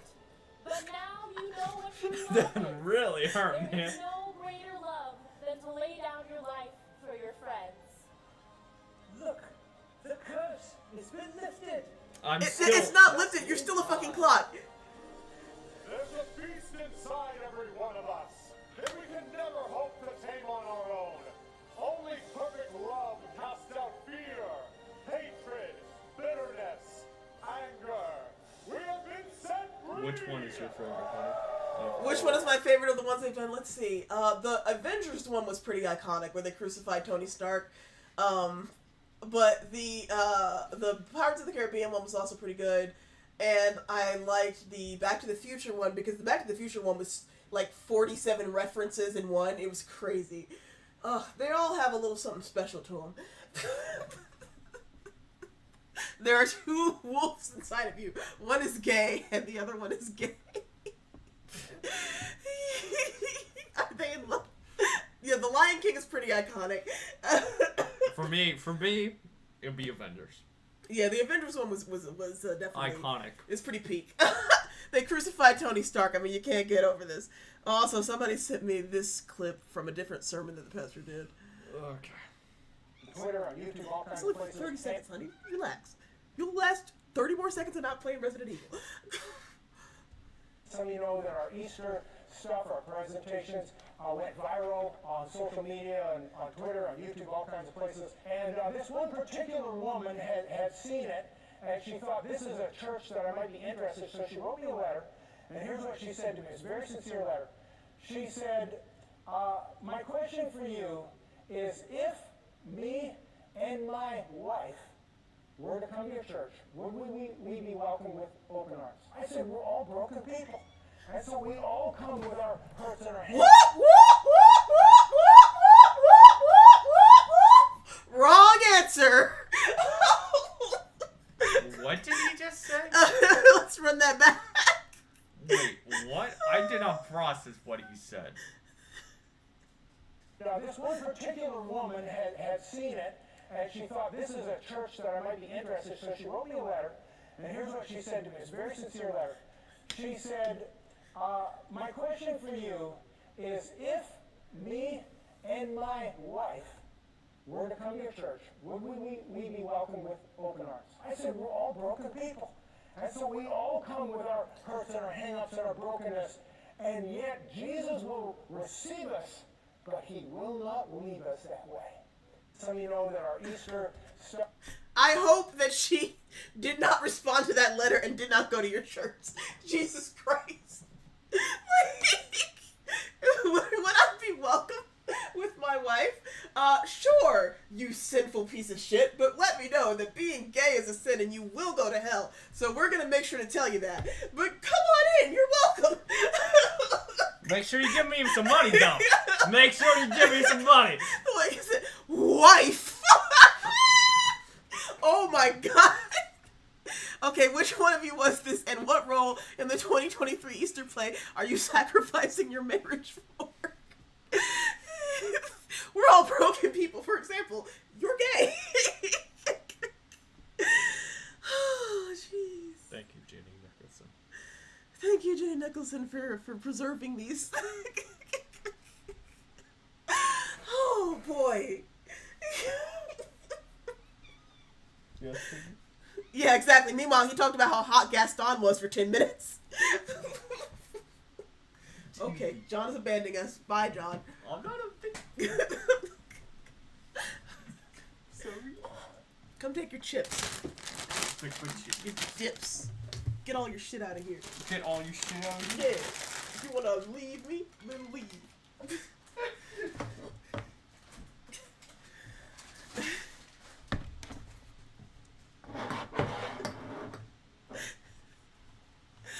Oh, boy.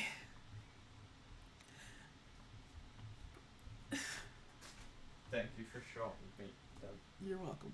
magazine. I wonder if that Hamilton play is still up. That church Hamilton play? Uh-oh.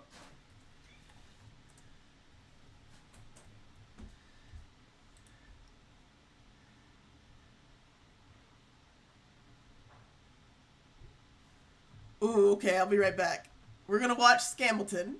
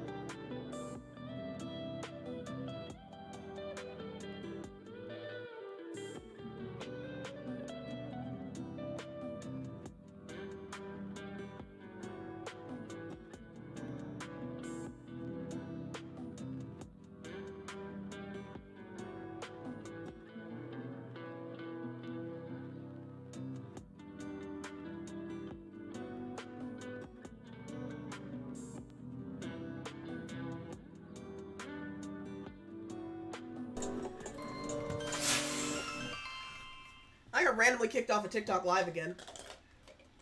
Oh, no. Honey? Sorry.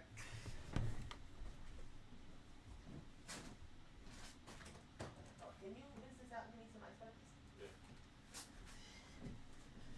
Alright. Okay, folks. Welcome.